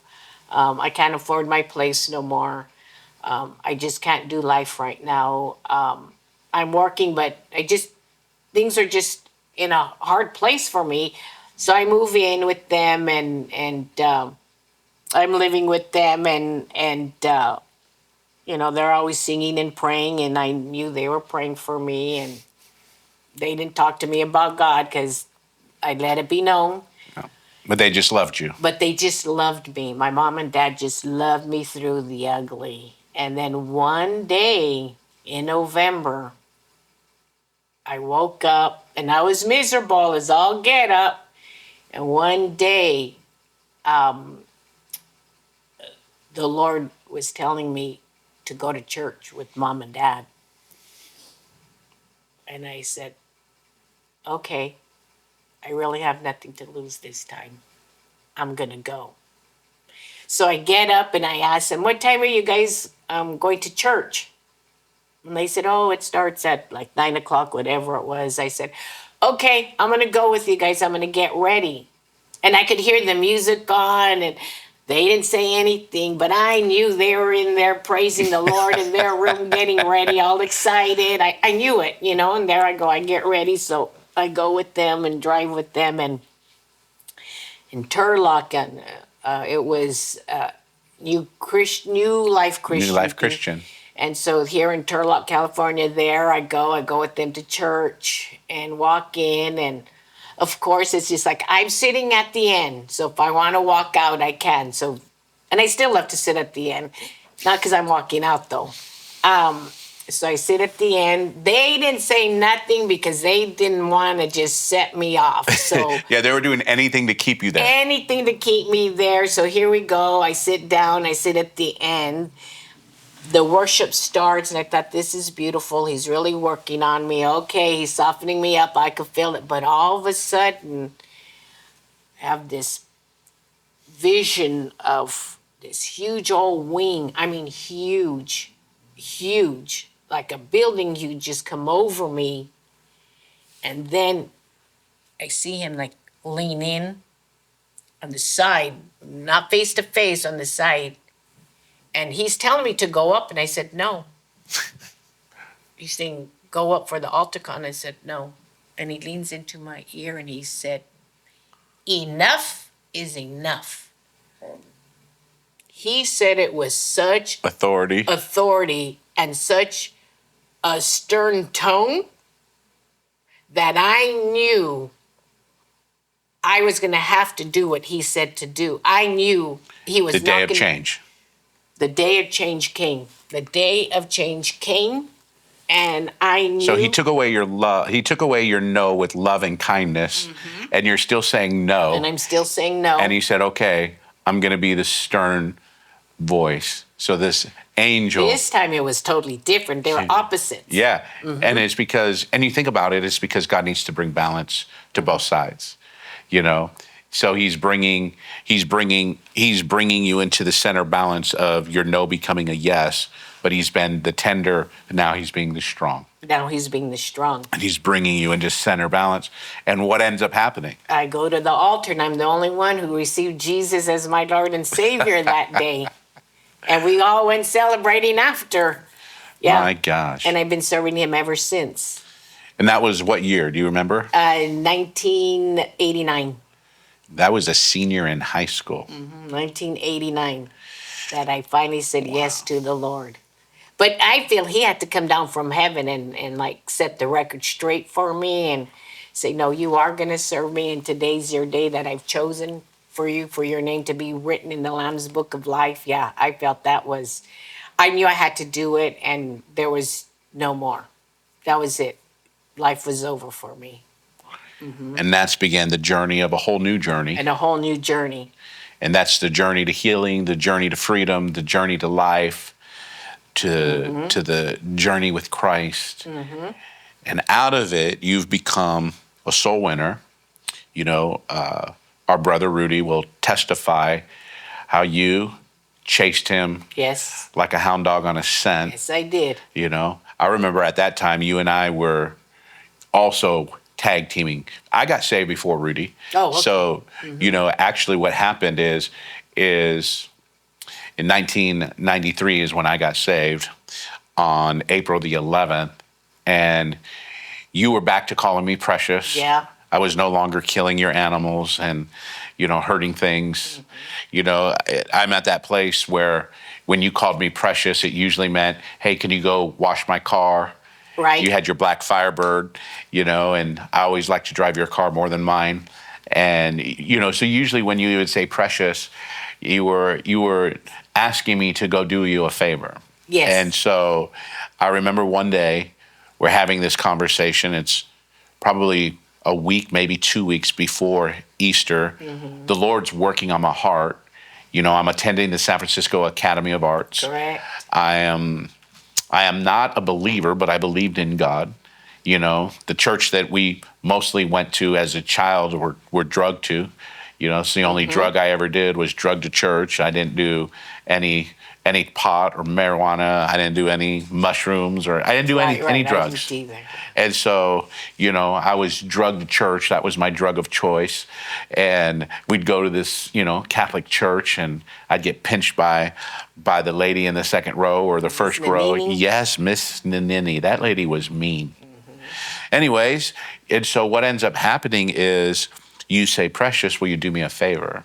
And I'm thinking, yeah, I'm going to go put oil, change your oil, or yes, go put gas in your car, or go run to the store and buy us a burger. You know, that's usually what it meant. That's, yeah, right. And so you hit me with a phrase I wasn't expecting. And you said, Precious. I said, yes. I was already committed at yes. And you said, will you do me a favor? And I'm like, yeah, what do you need me to do? And you're like, go to church with me. And I remember in my mind thinking, what the flip? And you went like this. I'll never forget that expression. Yeah, I was like, that's not in the cards. That's not. But because, you know, our relationship was strong. Yes. You know, God's praying for me. You're praying for me, mom and dad. Everyone's praying for me. I mean, it's not like I was a bad kid. No, not at all. You know, I yeah. wasn't doing drugs. I wasn't out fornicating or partying in any way, sense, or shape. I mean, the craziest thing I did was toilet paper houses, with my friends. Right. I was, not a kid looking for trouble. I was very sports oriented, goal oriented. I was going after my degree in my oral communications class for, that was a class where I had an encounter with God, with my teacher prophetically, who began to speak a word of the Lord into my life that began to be my change. And so I'm in this place where God's knocking on my heart, and you become the voice of evangelism and says, will you go? And so, of course, I said yes. And I drove myself to church. You were waiting for me. We walked from the parking lot into the church doors. And at this time, we're going to a church in San Jose. And I remember you saying, sit right here. And you sat me like 3/4 in the way of the back because I was not going towards the front. Right. And so we're sitting at probably 5-6 rows from the end of all the chairs in this Baptist church. Yes. This Baptist church. And I'll never forget, you said, sit right here, Bob, I'll be right back. And you left me and you never came back. You went, and I kind of watched you. You went and greeted some people, and there was a guy that was there that was sickly. That was, yes. He was in a bed. He was fighting cancer, and you went over there and you talked with him and prayed with him. And I was like, okay, can't be mad about that. There's somebody in need, but I was feeling very uncomfortable. And I remember in that moment saying, well, if she's not back in like 3 minutes, I'm going to go ahead and take that as permission to leave. And so I was excited because my time was coming to an end. Church hadn't fully started. Everyone's getting ready. You had me there, 10 minutes, 15 minutes early. And so I'm counting it down, like ready to leave. And I remember saying, if she's not here, I'm going to get up and leave. And as soon as I said that, my leg began to just kind of shake. And I was like, what the hell is going on? Literally. Right. This is not normal because I don't shake. And my body starts doing one of these things. And I don't know what happened, but church started, but I don't remember a song they sang. I don't remember a word the pastor preached. I don't remember answering an altar call because I never left my chair. Church was over in another hour and 15 minutes.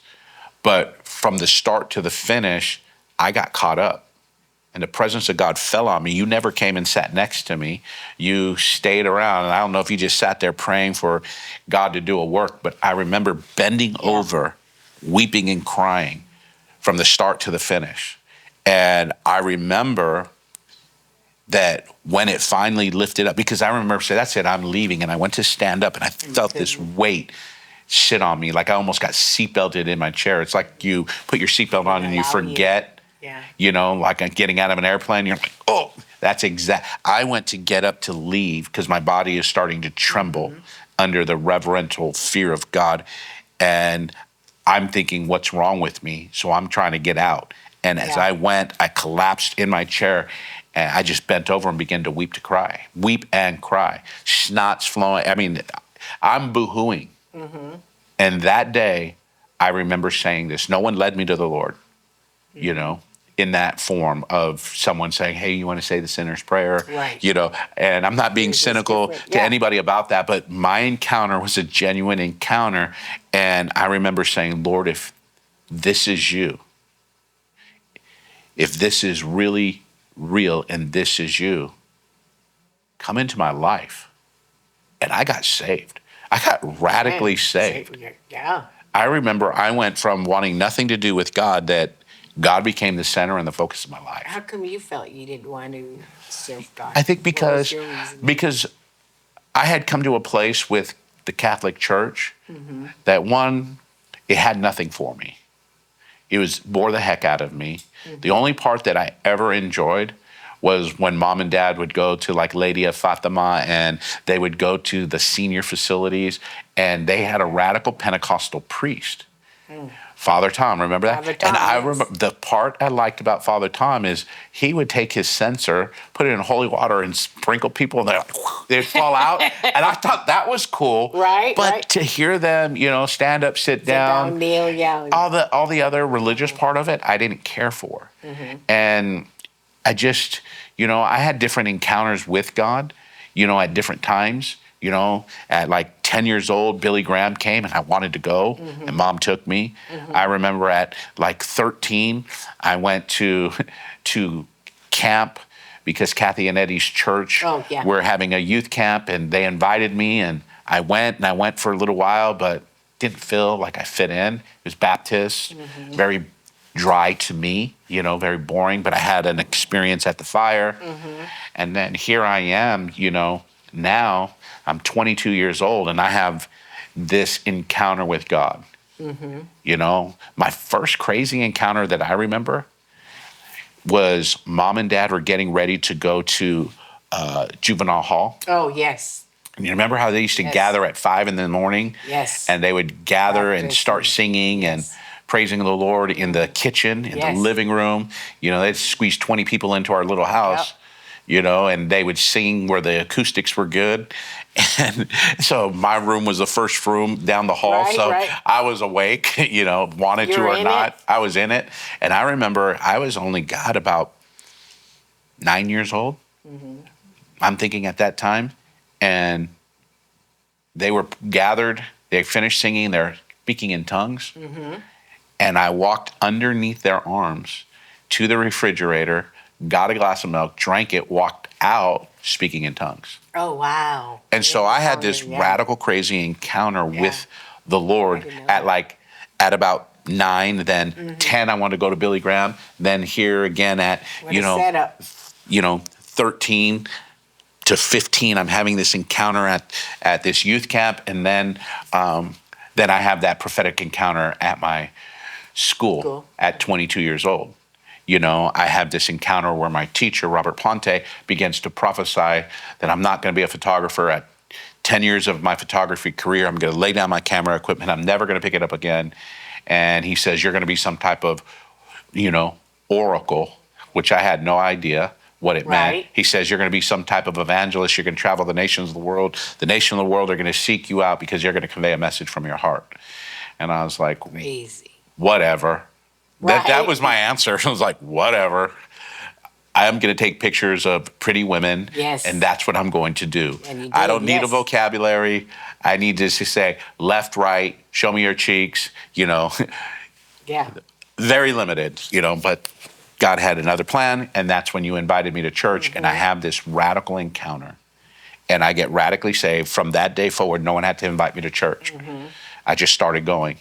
And that's when we encountered Manuel Ochoa, and then we started our prayer team, that started. And I thought everybody prayed 3, 4, and 5 hours. I thought everybody had marathon prayers. And oh, yeah, me too. And I didn't know any different. Everybody heard just like I did. Yeah. And, that began my process. But you were the one that, invited and led me into that place of encounter. And then we started chasing Rudy. And that's how, God was already moving prophetically through your life. We got saved. We didn't even know that was the prophetic. We didn't even know. But when Rudy did finally come, then we'd get together and have prayer time, and we'd feel the presence. We call it the whoosh because we didn't even know about the anointing. We didn't know. We were raw. And we would experience the power, the glory, the presence of God. And we did crazy things. We did. My God. We weren't even afraid. We just believed it. And you, me, and Rudy, do you remember this? I'm telling you, you're going to remember this. At the ranch. Yes. The first time I ever got asked to preach was by Dad. Right. And you know who instigated the whole thing? Mom. Oh, yeah. Go figure. Mom would. Mom literally told Dad. Dad was asked to preach at the ranch. This men's home where men are being rehabilitated from drugs and alcohol and, downfalls, pitfalls of life. And so Dad's scheduled to preach. And what ends up happening is insane. Mom tells Dad, you're not supposed to preach. He goes, well, they asked me to preach. And she said, I know, but you're supposed to open the door for your son. Yeah. Robert's supposed to preach. He's the preacher. You need to let him preach. And I guess Mom stayed on him, and Dad prayed about it. And he says, well, Lord, I think my son's a little green behind the ears, and he's probably not ready to preach. Right. I'm ready, justifying himself. And he said, but I'm going to ask the pastor, and if he green lights it, I'm going to go, okay. Correct. And so he talks to the pastor. Pastor okays it, and he calls me up and he says, "Hey, you ready to preach?" I was like, "What?" He goes, "Well, Mom said you're ready to preach. You're chomping at the bit to preach." And I was like, "What?" Right? And and so I said, "But yeah, if the pastor's open to it, I'll do it." And it happened to be that was my first date with Juanita. Oh, wow. I didn't know that. And watch this. Did she go? Yes. So we weren't even dating. Not even we weren't even officially a couple.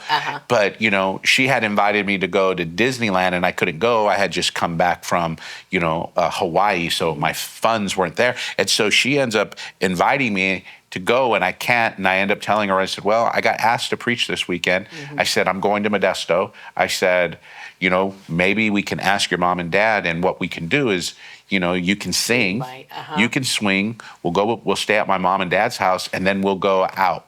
We'll go out to the wonderful land of Modesto, the land where nothing is, at that time. And I kid you not, yeah, cows and boomers. And so we went to Boomers, but we ministered, at the ranch, and Juanita sang, and then All Glory broke out. Yes. So we were crazy. Do you remember we trained for like 3 weeks? Not just like physically training. We put together this plan because we knew there were some people with real issues. Right. And you know what? We prayed, we fasted, consecrated ourselves. Yes. You, me, and Rudy. Yeah. We're like a tag team trio. And I remember we saw stuff happen. I'll never forget this. I remember preaching, and then I don't know what happened. Worship took off. I started spinning like a top. Yes. Worshiping. And then I walked up to a guy that had a demonic stronghold. Yes. He was involved in cultic affairs, and I laid hands on him suddenly. And man, the power of God hit him and me, and we both blew apart. And we fell out. And that dude got delivered. Yes, set free. And then, I called you and Rudy. We were crazy. We were crazy. We were young. I mean, I'm less than 3 years serving God. You're probably the senior at that time, 5 to 8 years, and Rudy is probably 2. And at that time, went for it. And we went for it. And the power of God fell. I'm only about 25 at that time. And the power of God, maybe 24, the power of God fell, and boom, we had revival in that ranch. We did. And we have seen revival take off ever since then. And now God's doing great and mighty things. So we have all these stories intertwined, mingled together. Our family has done great, mighty, and crazy. Yes. Out of everybody in our household, I think people look at you and me as probably the 2 craziest. Yeah, I would agree. And, going back to your story, now you're saying yes to God. You've helped inspire the leading of the Lord into my life. Now you've inspired your brother, and now we have seen nations. I've been to 20 nations traveling the world. Now I just got invited to my 21st, going to Australia later this year, and we're going to see God move. Amen. And God's moving by you, through you, by our brother Rudy, and he's doing all these great and mighty things. And so now, as we're starting to kind of bring this to an end, let's just really look at, from that point forward, how has life changed for you? Life, I can say, is beautiful now. I couldn't see it that way, but once my perspective changed, and once from prayer and studying my word, because I love to study, especially the women in the Bible, with all that, my life has changed, because now my perspective and the way I view it has changed. That it's just like everything the devil meant for evil has been changed for good. And I knew now my testimonies can reach those who were like me, that didn't want to hear about God, because you come from abuse. And you'll hear this. I believe this is why we have so many men in prison, even women in prison, because you're in prison. Once you've been defiled, you're a prisoner in your own mind and strong emotions. A deep depression, more of an oppression comes over you. There's so many mixed, strong chaos. A cup of chaos is really what I would say I drank of. And now that my perspective is different, I can view it different. And now it's just like, oh, I just want to help a sister or brother, whoever it may be, a youth, whoever it may be set free. Because when I see God deliver them or heal them, it's such a reward to me to see just a human being healed from the trauma, the tragedy. And I mean, I just hit that on people when I minister. It's a lot of trauma and tragedy that they have to be broken and released from. And this is what I said. I wasn't into drugs and all the big party life. My addiction was anger and mean fighting. I was more addicted to that with even out realizing it. But if God could set me free, why wouldn't I not want to share his loving kindness, what he truly has for somebody? Because I knew nothing could heal me, not prescription drugs, not street drugs, Yeah. not psychologists. Nobody can touch that but God and God alone. Only Yeah. God. Yeah. Doctors had failed you, men had failed you. Everybody. Yeah. Medicine had failed you. Mark chapter 5, the one with the issue of blood, she was me. I just bled. My heart bled. My brain bled. I just bled from the inside out because I was so broken. And so she was my favorite because I could relate to her in every way, alone, set apart, and said, but I'm going to find him. And I did. He found me, really, is what happened. He found me. And he had to get to the place where he didn't give me a choice, which was best for me. But yeah, just seeing people set free, whether it's on Zoom, I see it on Zoom when I pray for people, even on the phone. I've had people call me and say, hey, there's a devil. They'll send me a film. This is true. This is here. And they had a spirit in their house, and shoes and clothes were flying. It was in the closet, throwing everything out. It was a very angry demon there. And they called and said, can you come over? And I said, no, I can just do that one over the phone.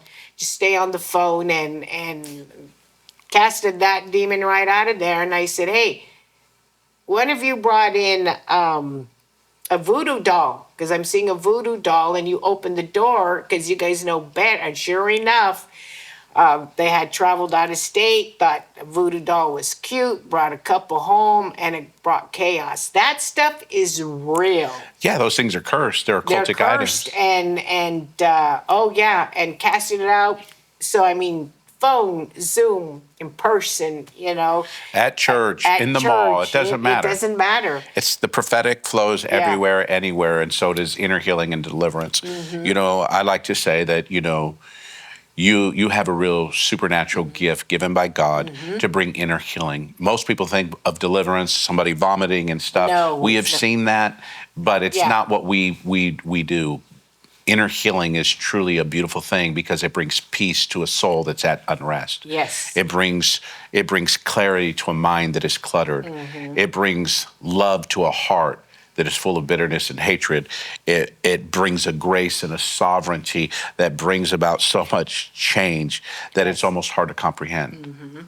And I think when we really start looking at your journey was because God had a plan for your life. Yes. That plan was that you would become out of brokenness, become the delivered, the healed, Yes. and become You a help. let me just share this. I really thought when I came to the Lord, all the abuse, the violation, verbal, physical, been through all that, fought for life, fought man physically to Yeah. live. I've done all that.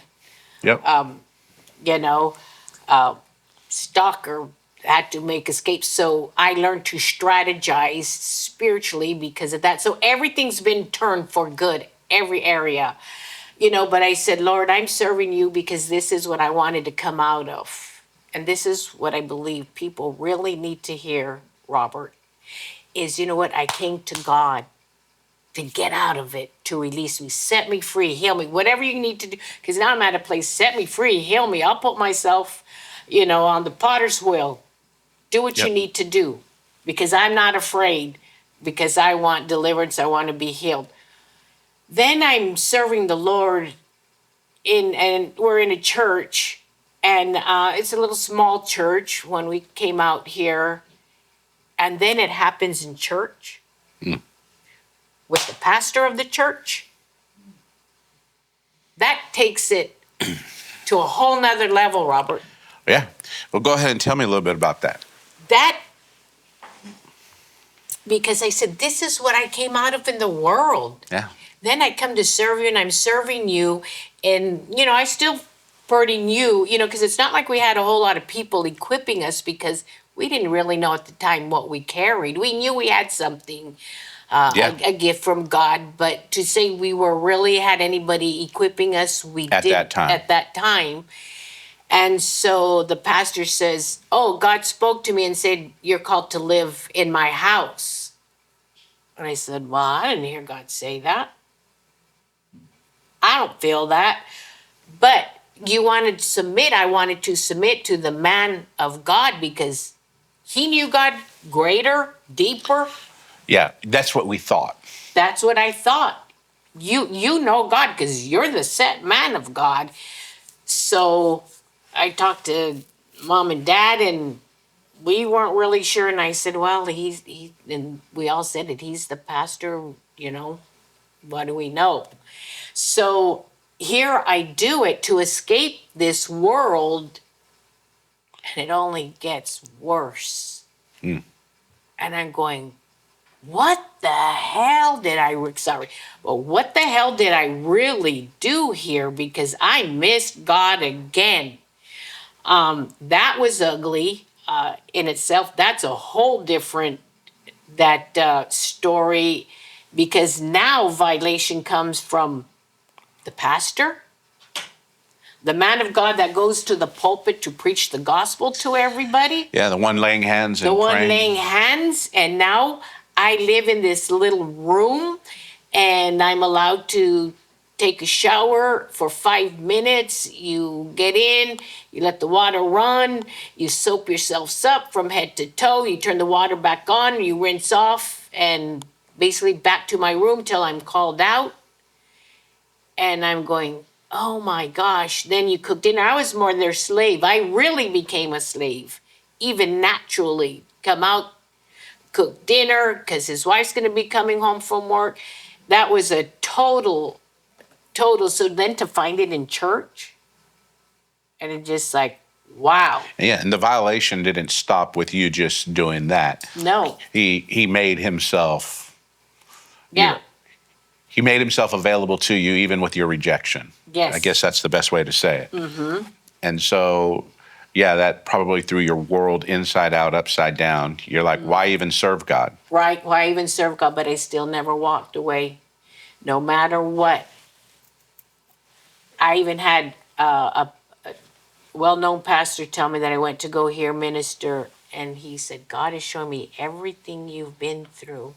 He says, as a pastor, he said, I wouldn't be serving God if I went through what you went through. Yep. And so that was a whole different. Him and his wife went out one weekend. I was able to get out from the room. I ran to his office, and I called my dad, come pick me up, because I had went to the weekend before. A dear friend of mine, Alicia, had called her and Jesse, we want to take you to Monterey. They were always seem to be gone on the weekend, and I said, yes, I want to go. Went and had a wonderful time. I left a note that I went to Monterey, and all Cain broke out when I got back. So when he was gone the following weekend, I snuck to the room. I called my dad, come pick me up. I'm done. Wow. That was another, but I said, Lord, I'm not walking from you because I still need you. Could I have? Yes. But I made a choice not to. Because now you need to get me through this. Yeah. So you have life hurt, you have physical trauma, sickness, pain, and now you're serving God and things are good for a time, and then it turns south because there's,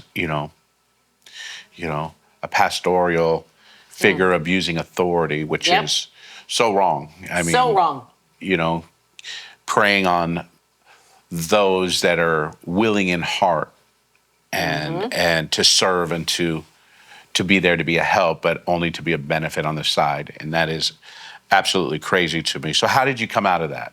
I had my dad and mom come pick me up. I had to go back home because there I was without nothing again. I was totally stripped again of everything, even my car at the time, because he said we need it for the ministry. God saying, you know, Yeah, he just, abused his authority yeah. is what he did. And me thinking, you're the man of God, I need to obey. Oh, I learned a hard lesson. That won't happen no more.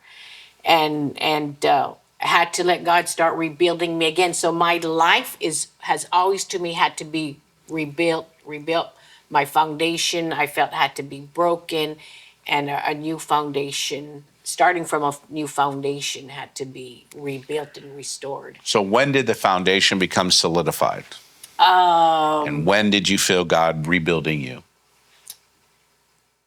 Oh, it took a while because that was a really hard one to overcome as a man of God. And he did tell me that he would blow his he told me his candle out in a few years. The man did, he passed away from sickness. And I think once he passed is when my healing could literally start, because it's a whole different level, volume, depth when it's a man of God versus Yeah. a man from the world.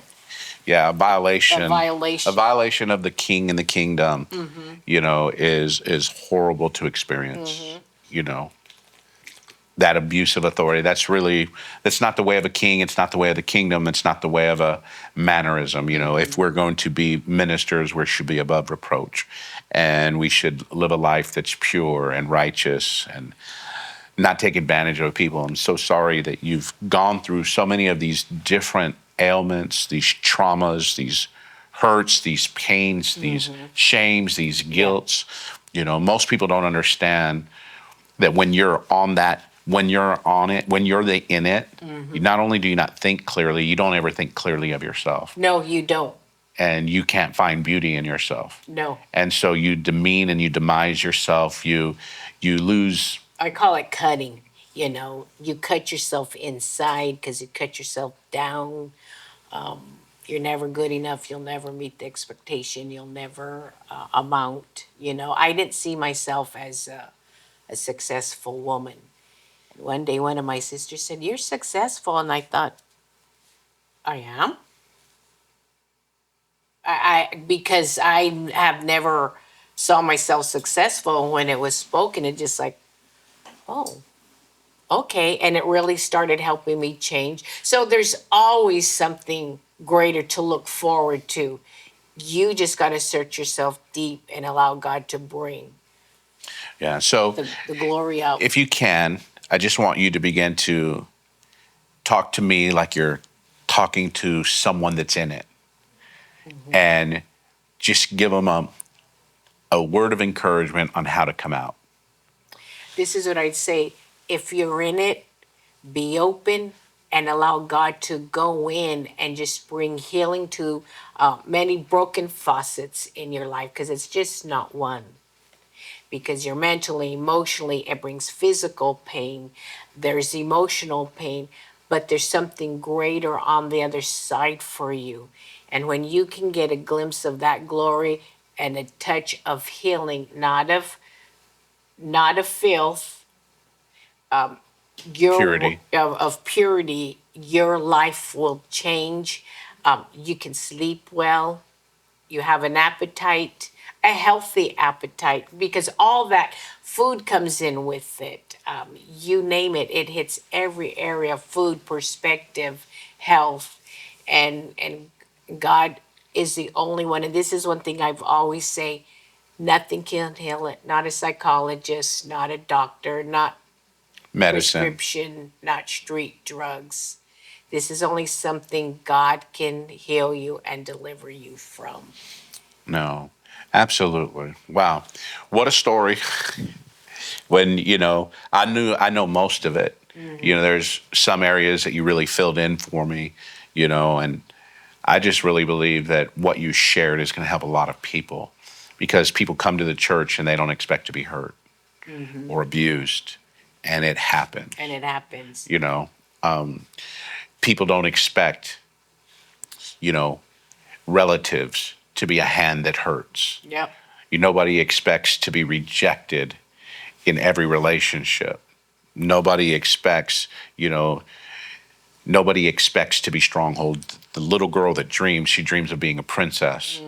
And when her castle becomes a dungeon, and her world is turned inside out, it's hard to believe in a fairy tale ending. But the Lord is still a prince, and it's not a fairy tale, it's a reality. We can come out of this place where we don't think we're deserving or worthy, but we've come to the knowledge that I deserve God's best. You deserve God's best.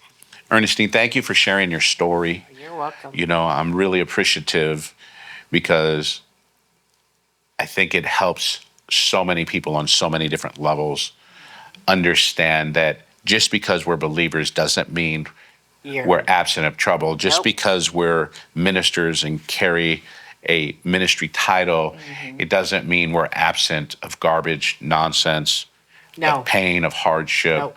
But the anointing on your life, and I just say this, the anointing on your life, it's helped me so many different times as I've gone through my hardships and faced my hells. I'm thankful that you're a prayer warrior on my team, that you're one on my side that has stood in the gap, prayed with me, Miss Juanita, our ministry and everything that we are doing. I could honestly say there's probably days where we would have never made it if we didn't have an intercessor on the wall. Thank you for always being that for us. And I just want to let those of you that are watching, if you know you need inner healing, you need some type of deliverance from some oppressions, demonic activity, bad dreams. Maybe you've been one that has been physically abused, mentally abused, psychologically oppressed. I want to let you know that you could reach out to our ministry, and what we'll do is we'll provide all the needed information that you can send us an email. And if you think that you would like to have ministry ministered by Ernestine Sanchez, let us know. She's part of our LIVG inner healing staff. We'd love to set up an appointment for you to find that deliverance, that peace, and that victory over whatever stronghold you have. I just want to say thank you from the bottom of my heart. I really believe that God is going to do great things by that in which you shared. And one thing I know is sometimes life may be difficult. Perfect example. But it never changes the fact, if you believe in the Lord, that all things will work together for your good. And you know what it reminds me of? It reminds me of this. No matter how hard life may be, it never changes the fact that life is very good. Love you all. God bless.